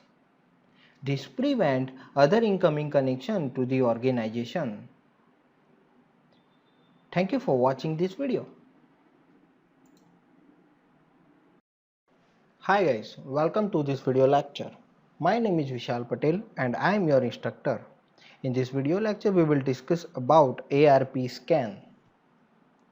Nmap space dash n space dash sn space dash dash send dash IP space 192.168.60.128. One of the most common Nmap usage scenario is to scan an Ethernet LAN. When Nmap tries to send a raw IP packet such as an ICMP echo request, the operating system must determine the destination hardware address corresponding to the target IP so that it can address the Ethernet frame properly. This requires it to issue a series of ARP requests. Now let me use another command to send series of ARP requests. Dash dash of packet trace send ETH0 Ethernet. Here you can see 60.128 is already up. It has MAC address. Here you can see, let me ping to the mylinux.com. Here you can see IP address of mylinux.com is 192.168.60.128 and 128 machine is already up in my vmware workstations. So I am able to ping by sending ARP request. So thank you for watching this video. Hi guys, welcome to this video lecture. My name is Vishal Patel and I am your instructor. In this video lecture I will explain my notes on introduction to port scanning. So what exactly is a port? Port are set of rules similar to the way IP addresses are used to identify hosts on the network. Ports are used to identify specific applications in use on a single computer. For example, your web browser will by default connect to TCP port 80 of machines in HTTP URLs. If you specify the secure HTTPS protocol instead, the browser will try port 443 by default. Nmap works with two protocols that use ports, TCP and UDP. A connection for each protocol is uniquely identified by four elements: source and destination IP addresses and corresponding source and destination ports. All of these elements are simply numbers placed in the header of each packet sent between hosts. What is port scanning? Port scanning is an act to check status of port remotely. If the port state is open, meaning that application is listening and accepting connection on that port. If port state is closed, means it is accessible, but there is no application listening on it. Closed state receive and respond to Nmap probe. If port state is filtered, attacker cannot determine whether the port is open because packet filtering blocking probes from reaching the port. The filtering could be from IP tables rules, firewall devices, routers ACL rules. If port state is unfiltered, means port is open, but Nmap is unable to determine whether it is open or closed. Only the acknowledgement scan can help to classify port on the state. If port state is open filtered, means Nmap unable to determine whether port is open or filtered. If port state is closed filter, and means Nmap unable to determine whether port is closed or filtered. Why scan port? There are many benefits to regularly scanning our network. To perform regular scanning reduces the opportunity for attacker to break in. Most remote network compromise come from exploiting a server application listening on TCP or UDP port. In many cases, the exploited application is not even used by the targeted organization, but was enabled by default when the machine was set up. Had that service been disabled or protected by a firewall, the attack would have been thwarted. Realizing that every open port is an opportunity for compromise, attacker regularly scan targets, taking an inventory of all open ports. They compromise this list of listening services with the list of favorite exploits for vulnerable software. It takes just one match to compromise a machine.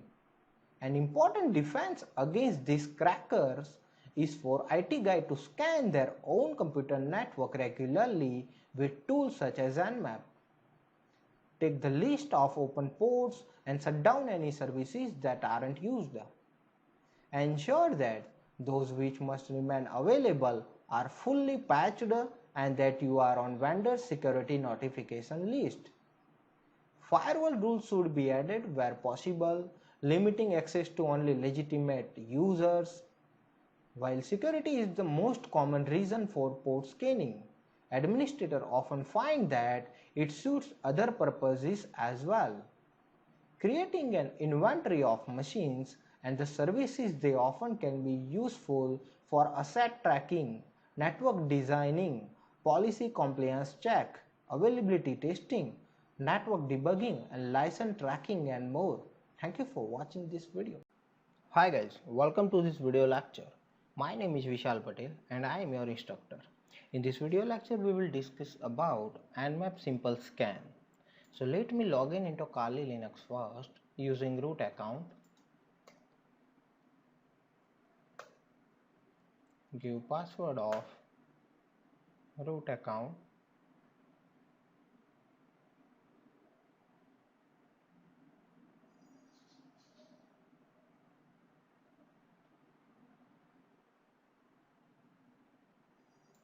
Now open terminal.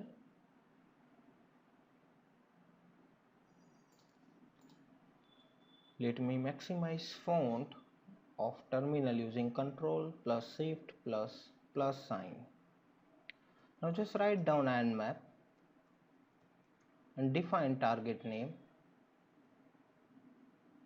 It will scan thousands of popular ports for mylinux.com.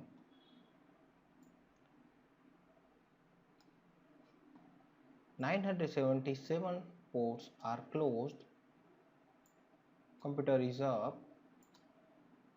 This is IP address information of the target.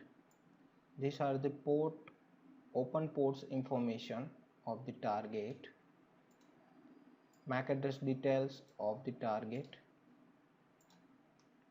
So always advanced users often go much further. So let me modify scan nmap space dash p0 space dash v space dash capital A space dash capital T4 and define target name. Dash P0 asks Nmap to scan every possible TCP ports. Dash V asks Nmap to be verbose about it. Dash A enables aggressive tests such as remote operating system detection, service version detection, and the Nmap scripting engine. Dash T4 enables a more aggressive timing policy to speed up the scan. Give enter. In this result,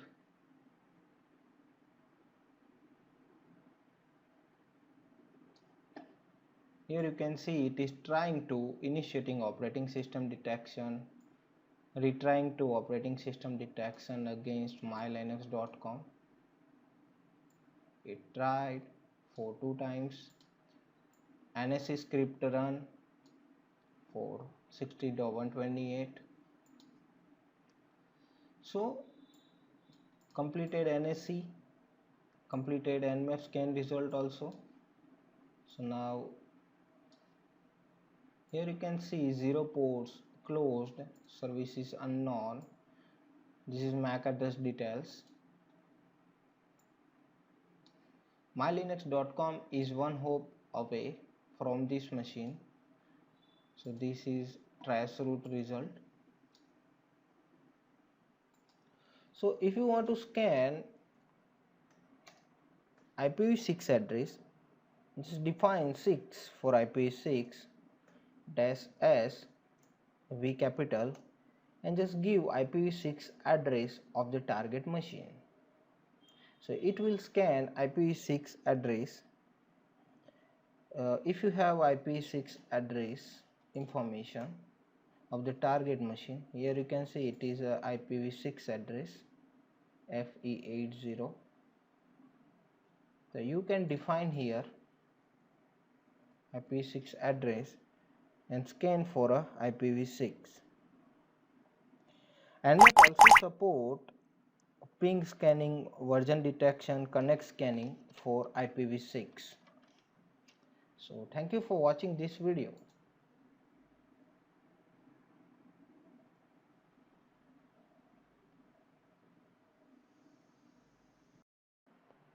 Hi guys, welcome to this video lecture.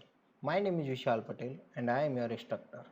In this video lecture we will discuss about scan a large computer network for a certain OpenTCP ports. Let me log in into Kali Linux first. Write down command information first.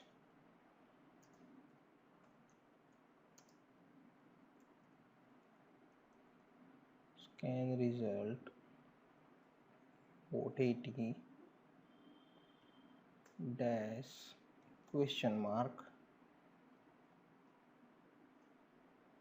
d.g nmap and define target IP address 192.168.60.128. So you wish to quickly find all machines on a network that have a certain TCP port open. For example, after a new Microsoft IIS vulnerability is found, you might want to scan for all machines with TCP port 80 open and ensure that they aren't running a vulnerable version of that software. Or if you investigate a compromised box and find that the attacker left a backdoor running on port 3333 Scanning your whole network for that port might quickly identify other compromised systems. All port scan would be done later. So let me use Nmap help to understand option properly. So use Nmap pipe lace grep PN option.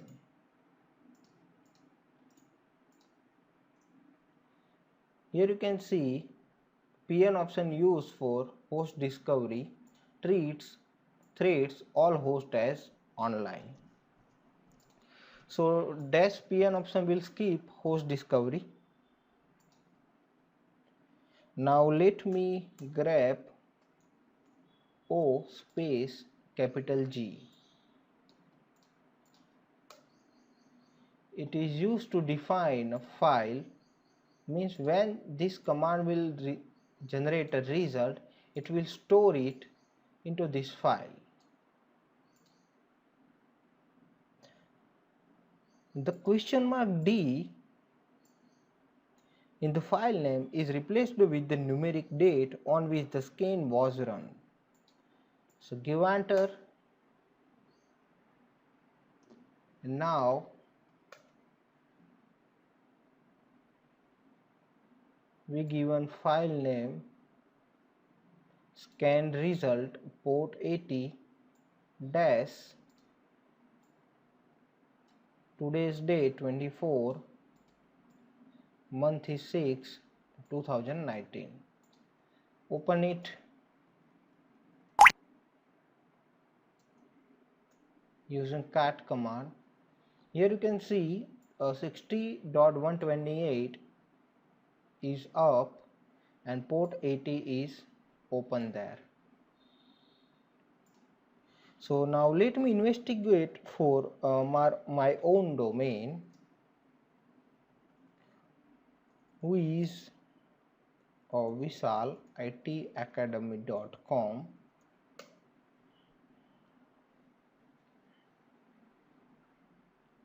Here you can see a result of the vishalitacademy.com domain.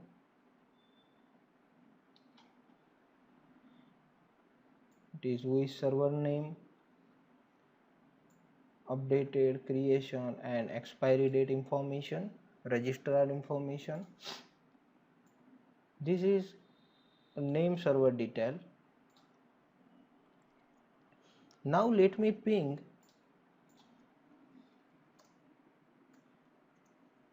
to the vishalitacademy.com.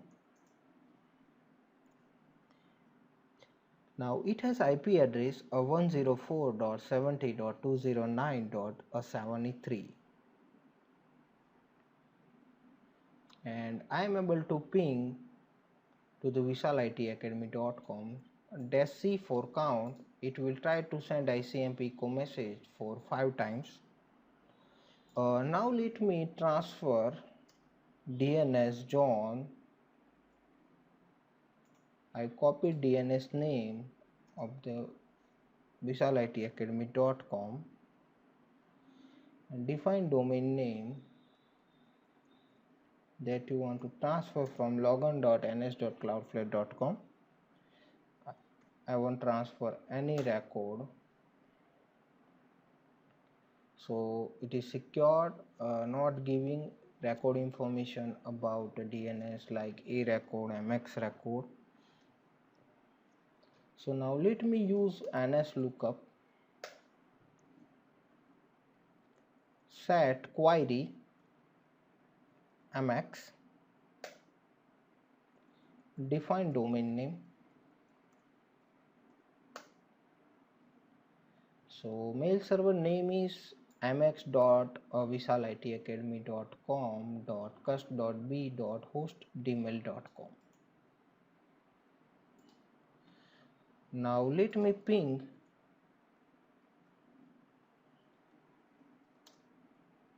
to the mail server.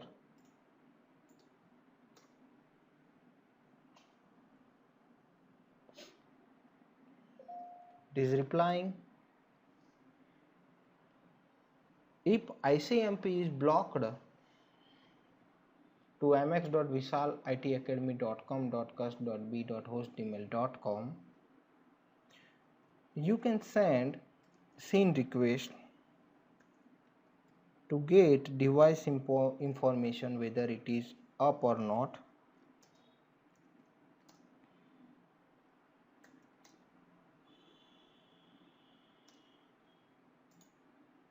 In this command, I am trying to send SYN request to the port number 25. It will send 5 messages to the target server, and here you can see it is sending SYN request to the target machine, and we are getting reply from the target. So we can assume target server is up and 25 port is open there. Now let me try another command.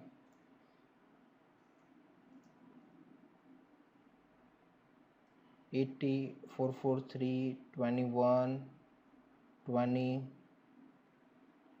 22 -OG scan result, define same file for the target and give IP address of the target machine." So this command will try to get information about port 80 443 21 20 and 22 and store result into scan result port 80-062419.gn map file. So we want here you can see port 20 is filter, but FTP is open there, SSH is filter, HTTP is filter, and HTTPS is also filter. Now let me open result file. Here you can see information about the target. Port 20 is filter and port 21 is open.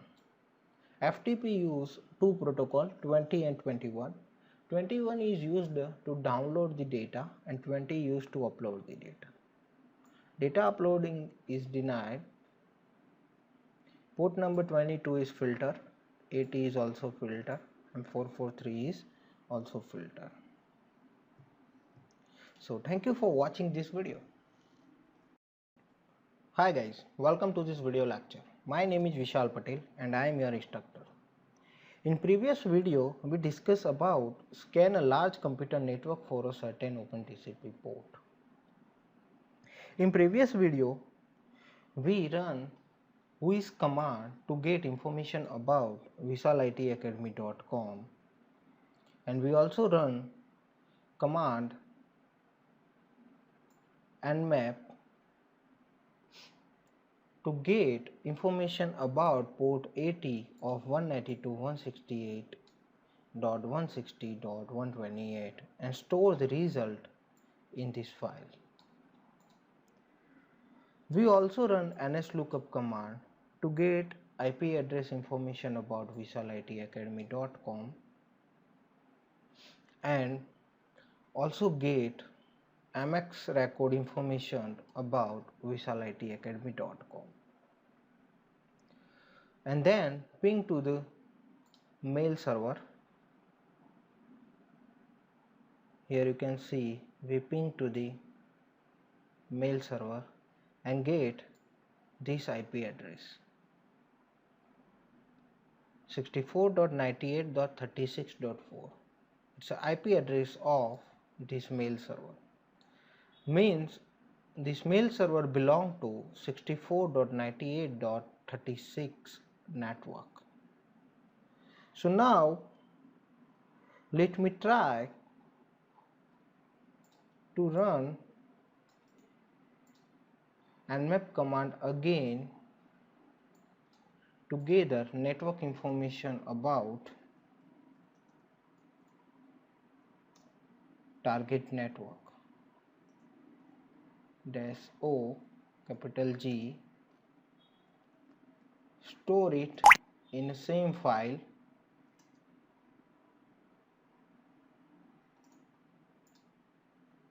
let me scan for 28 CIDR.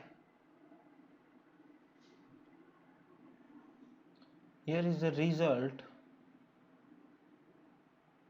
for a network of the target. Here you can see port number 80 is filtered to the 36.1, 36.2. Here you can see 36.3 is up, but port 80 is filtered. Here you can see for 36.4, port 80 is closed.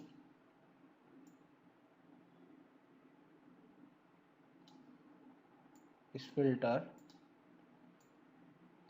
So now let me open it into file. Here you can see exact detail. So 36.4 assigned to the host email.com is up and port 80 is closed. Mail server is up, port 80 is open there. Here you can see admin server detail also, it's up and port 80 is open. Here is the another tuckhouse.com server,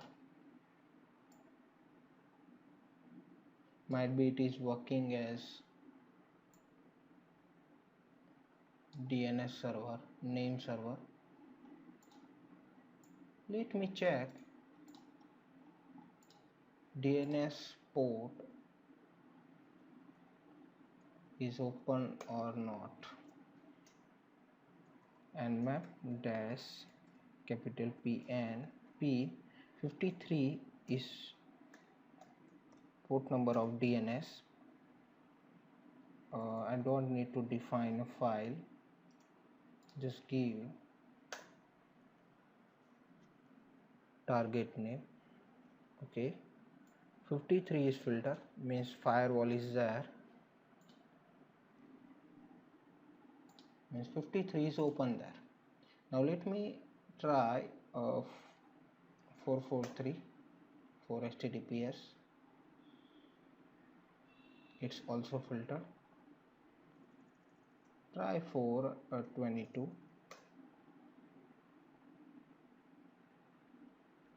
is also filtered. Try for 139, it's net BIOS, it's also filtered. So firewall is present there.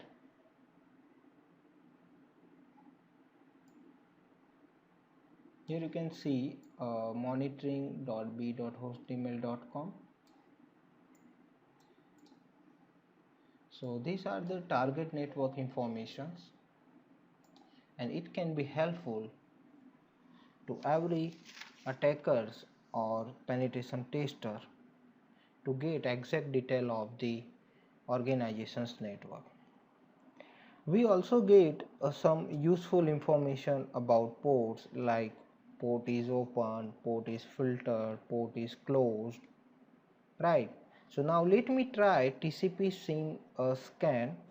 So TCP SYN scan is a most popular and default scan in Nmap because it performs quickly compared to other scan, and it is also less likely to block from firewall.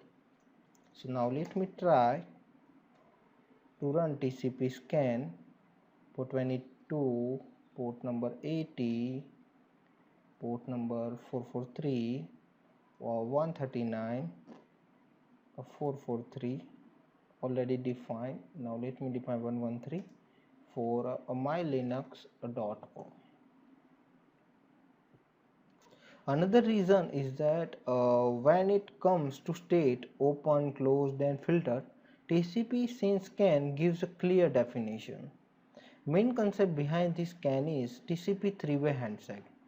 TCP SYN scan required raw packet privilege that need to root access. Here you can see status of the port like SSH is open, HTTPS open, indent is closed, HTTPS is also closed. So what is the meaning of open state? What happened there is that Nmap tried to establish connection between a mylinux.com by sending TCP SYN packet. In this situation, server sends a SYN acknowledgement packet to establish the connection. This is the result that Nmap uses to determine whether the port is open. Nmap resets the connection at the end. What is the meaning of closed state? TCP SYN packet is sent to the server as the last time, and what happened here is server directly reject the connection with reset packet due to the closed port. And what is the meaning of a filter port?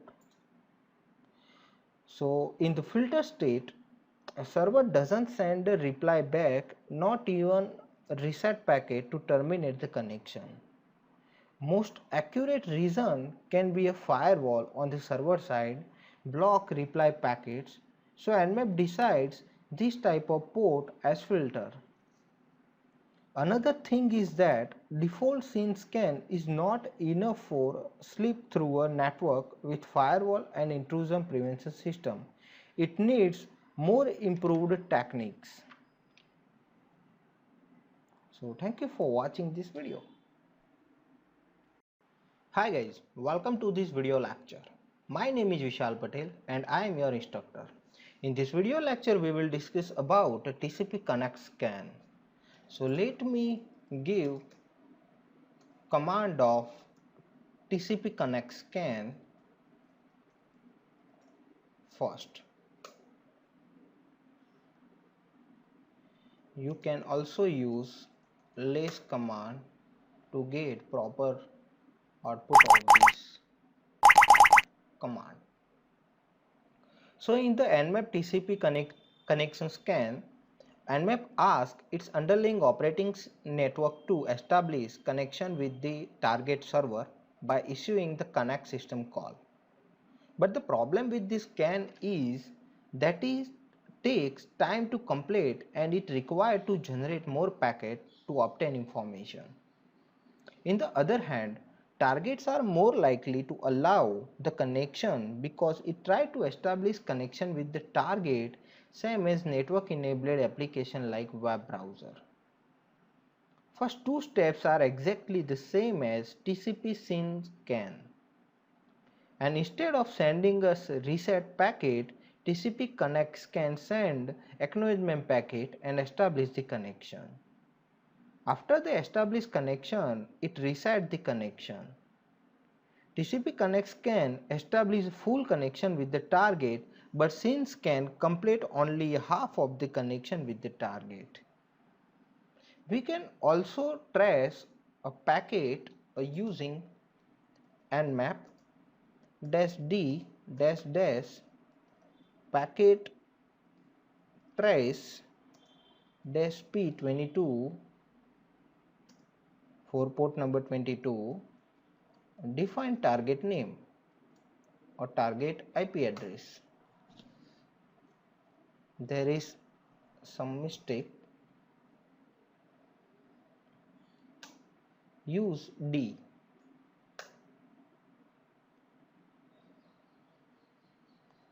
Let me use a pipe to get proper result. Here you can see we can trace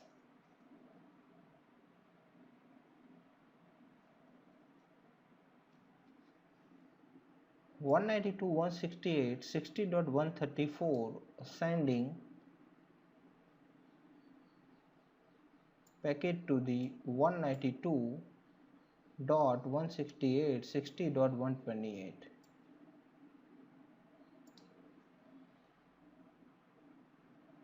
Here you can see we received a packet from 128. 128 is a mylinux.com and 192.168.60.134 is our source computer.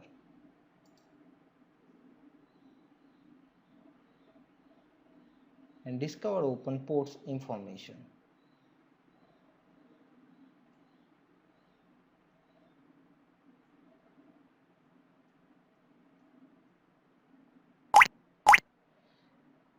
Let me use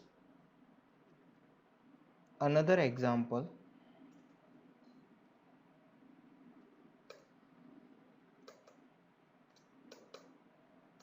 I need to reset my terminal.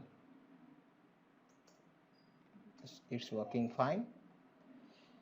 Now let me use -s capital T for TCP connect. Here you can see it is sending connect system call to the 128 for port number 22, and now it's connected. Discover open port 22.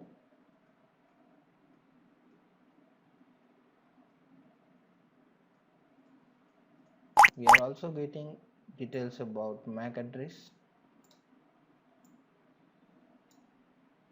So here you can see scene acknowledgement packet sent by the source computer. Means full connection has been established with the TCP connect scan. So hope you understand how TCP connect scan work and how we can trace a packet of TCP connect scan. So thank you for watching this video. Hi guys, welcome to this video lecture. My name is Vishal Patel and I am your instructor. In this video lecture, we will discuss about understanding about TCP SYN, FIN, null and XMAS scan. Now, first we will look into SYN scan.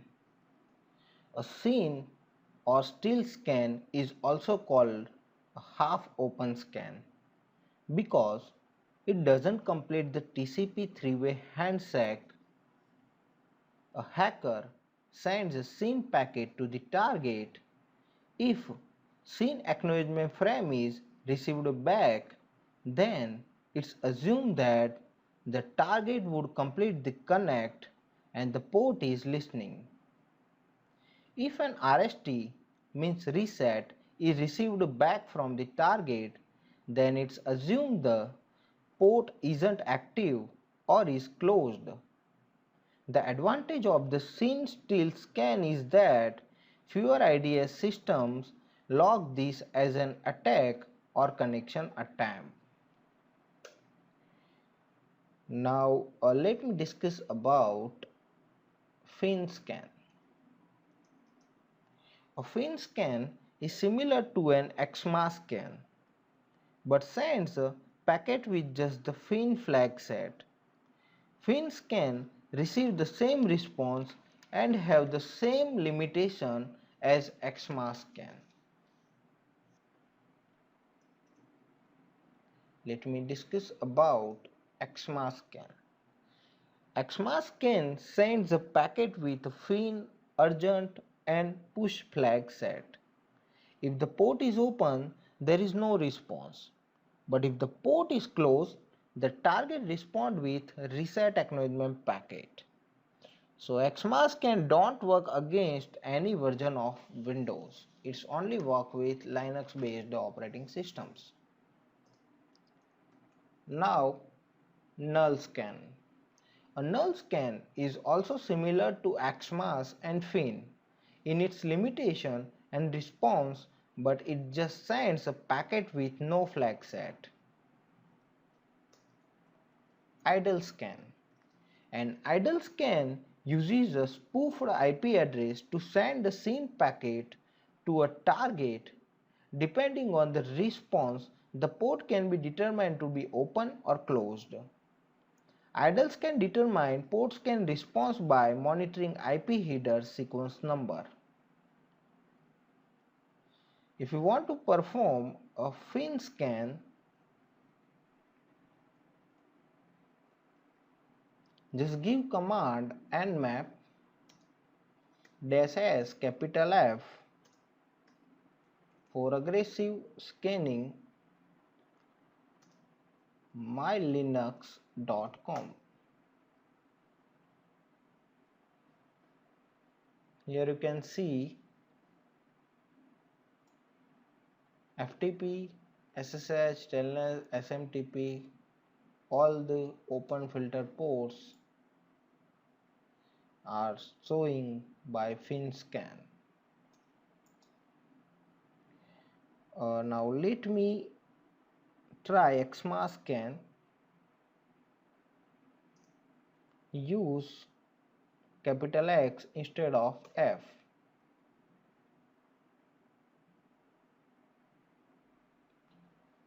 It's showing same information as FinScan.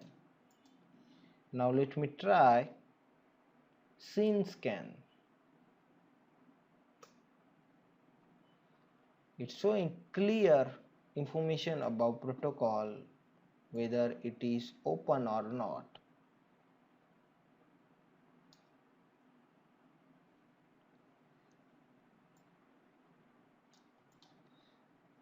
So hope you understand how we can run FinScan, XMA scan and SynScan, and also understand about theoretical concept of Fin, XMAS and SynScan and also null scan. So thank you for watching this video. Hi guys, welcome to this video lecture. My name is Vishal Patel and I am your instructor. In this video lecture we will discuss about custom Syn Fin scan. Here you can see command of custom Syn Fin scan. I used --scan flags and defined Syn Fin for this command. Sometimes a firewall administrator or device manufacturer will attempt to block incoming connection with rule, such as drop any incoming packets with only the Syn flag set. They limit it to only the Syn flag because they don't want to block the Syn acknowledgement packet, which are returned as the second step of an outgoing connection. The problem with this approach is that most end system will accept initial Syn packets which contain other flags like non-acknowledgement flag as well. For example, the Nmap OS fingerprinting system send Syn, Fin, urgent push packet to an open port. More than half of the fingerprint in the database respond with Syn acknowledgement. Thus they allow port scanning with this packet and generally allow making a full TCP connection too. Some systems have been known to respond with Syn acknowledgement to a Syn reset packet.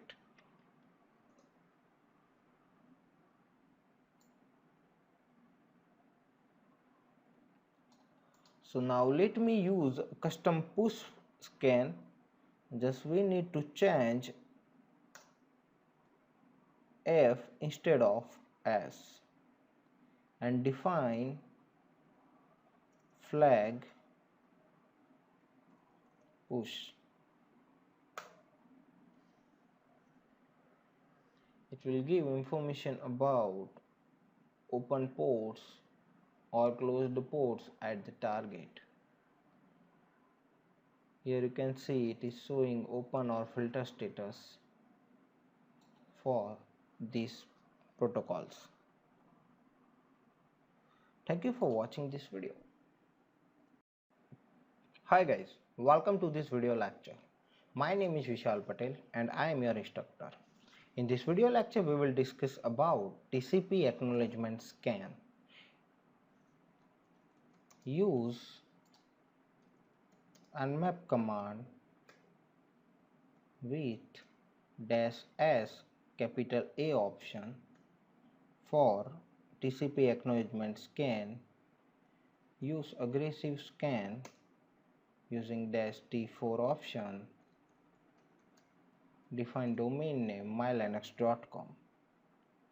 It is used to map out firewall rule set, determining whether they are stateful or not and which ports are filtered. Here you can see all 1000 scan ports on mylinux.com and are unfiltered, and this is MAC address of the target machine and IP address information and latency informations. Thank you for watching this video.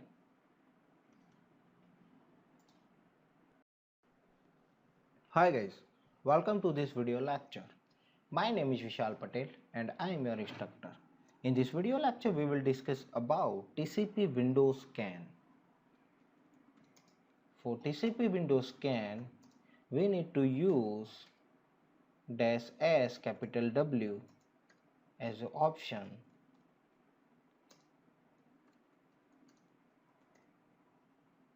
Windows scan is exactly the same as acknowledgement scan, except that it exploits and implementation details of certain system to differentiate open ports from closed ones, rather than always printing unfiltered when a reset is returned. It does this by examining the TCP Windows value of the reset packet returned. Thank you for watching this video. Hi guys, welcome to this video lecture. My name is Vishal Patel and I am your instructor. In this video lecture we will discuss about understanding about idle scan. While idle scanning is more complex than any other techniques, you don't need to be a TCP/IP expert to understand it. It can be put together from what I am going to tell you. One easiest way to determine whether a TCP port is open is to send a SYN packet to the port. The target machine will respond with a SYN acknowledgement packet if the port is open and reset if the port is closed. A machine that receives an unsolicited SYN acknowledgement packet will respond with a reset. An unsolicited reset will be ignored.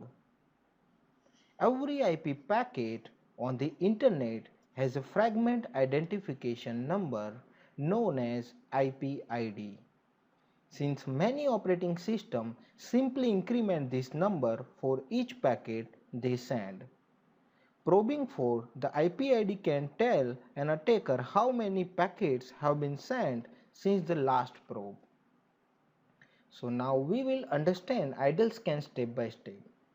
Idle scan consists of 3 steps that are repeated for each port.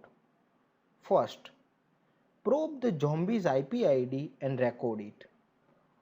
Second, forge a SYN packet from the zombie and send it to the desired port on the target. Depending on the port state, the target's reaction may or may not cause the zombie's IP ID to be incremented. Step 3. Probe the zombie's IP ID again. The target port state is then determined by comparing this new IP ID with the one recorded in step 1. After this process, the zombie's IP ID should have increased by either 1 or 2. An increase of 1 indicates that the zombie hasn't sent out any packet except for its reply to the attacker's probe. This lack of sent packets means that the port is not open. An increase of 2 indicates that the zombie sent out a packet between the 2 probes. The extra packet usually means that the port is open. Increase is larger than 2 usually signify a bad zombie host. It might not have predictable IP ID numbers or might be engaged in communication unrelated to the idle scan. Even though what happens with a closed port is slightly different from what happens with a filter port, the attacker measures the same result in both cases, namely an IP ID increase of 1. Therefore, it is not possible for the idle scan to distinguish between closed and filter ports. When Nmap records an IP ID increases of 1, it marks the port closed filtered. Now let's discuss about this open port. It's step 1. Attackers try to probe the zombie's IP ID. The attacker sends a scene acknowledgement to the zombie. The zombie, not expecting the scene acknowledgement, and send back a reset disclosing its IP ID, and it's 4441. In step 2, the target sends the scene acknowledgement in response to the scene that appeared to come from zombie. The zombie, not expecting it, sent back a reset incrementing its IP ID in the process, and it's 442. In the step 3, attacker probed the zombie's IP ID again. The zombie's IP ID has increased by 2 since step 1, so the port is open. Now let's discuss about closed port. In step 1, the attacker tried to probe the zombie IP ID. The attacker sends scene acknowledgement to the zombie. The zombie, not expecting the scene acknowledgement, sends back a reset disclosing its IP ID. In step 2, attacker forges a scene packet from the zombie. The target sends a reset in response to the scene that appeared to come from the zombie.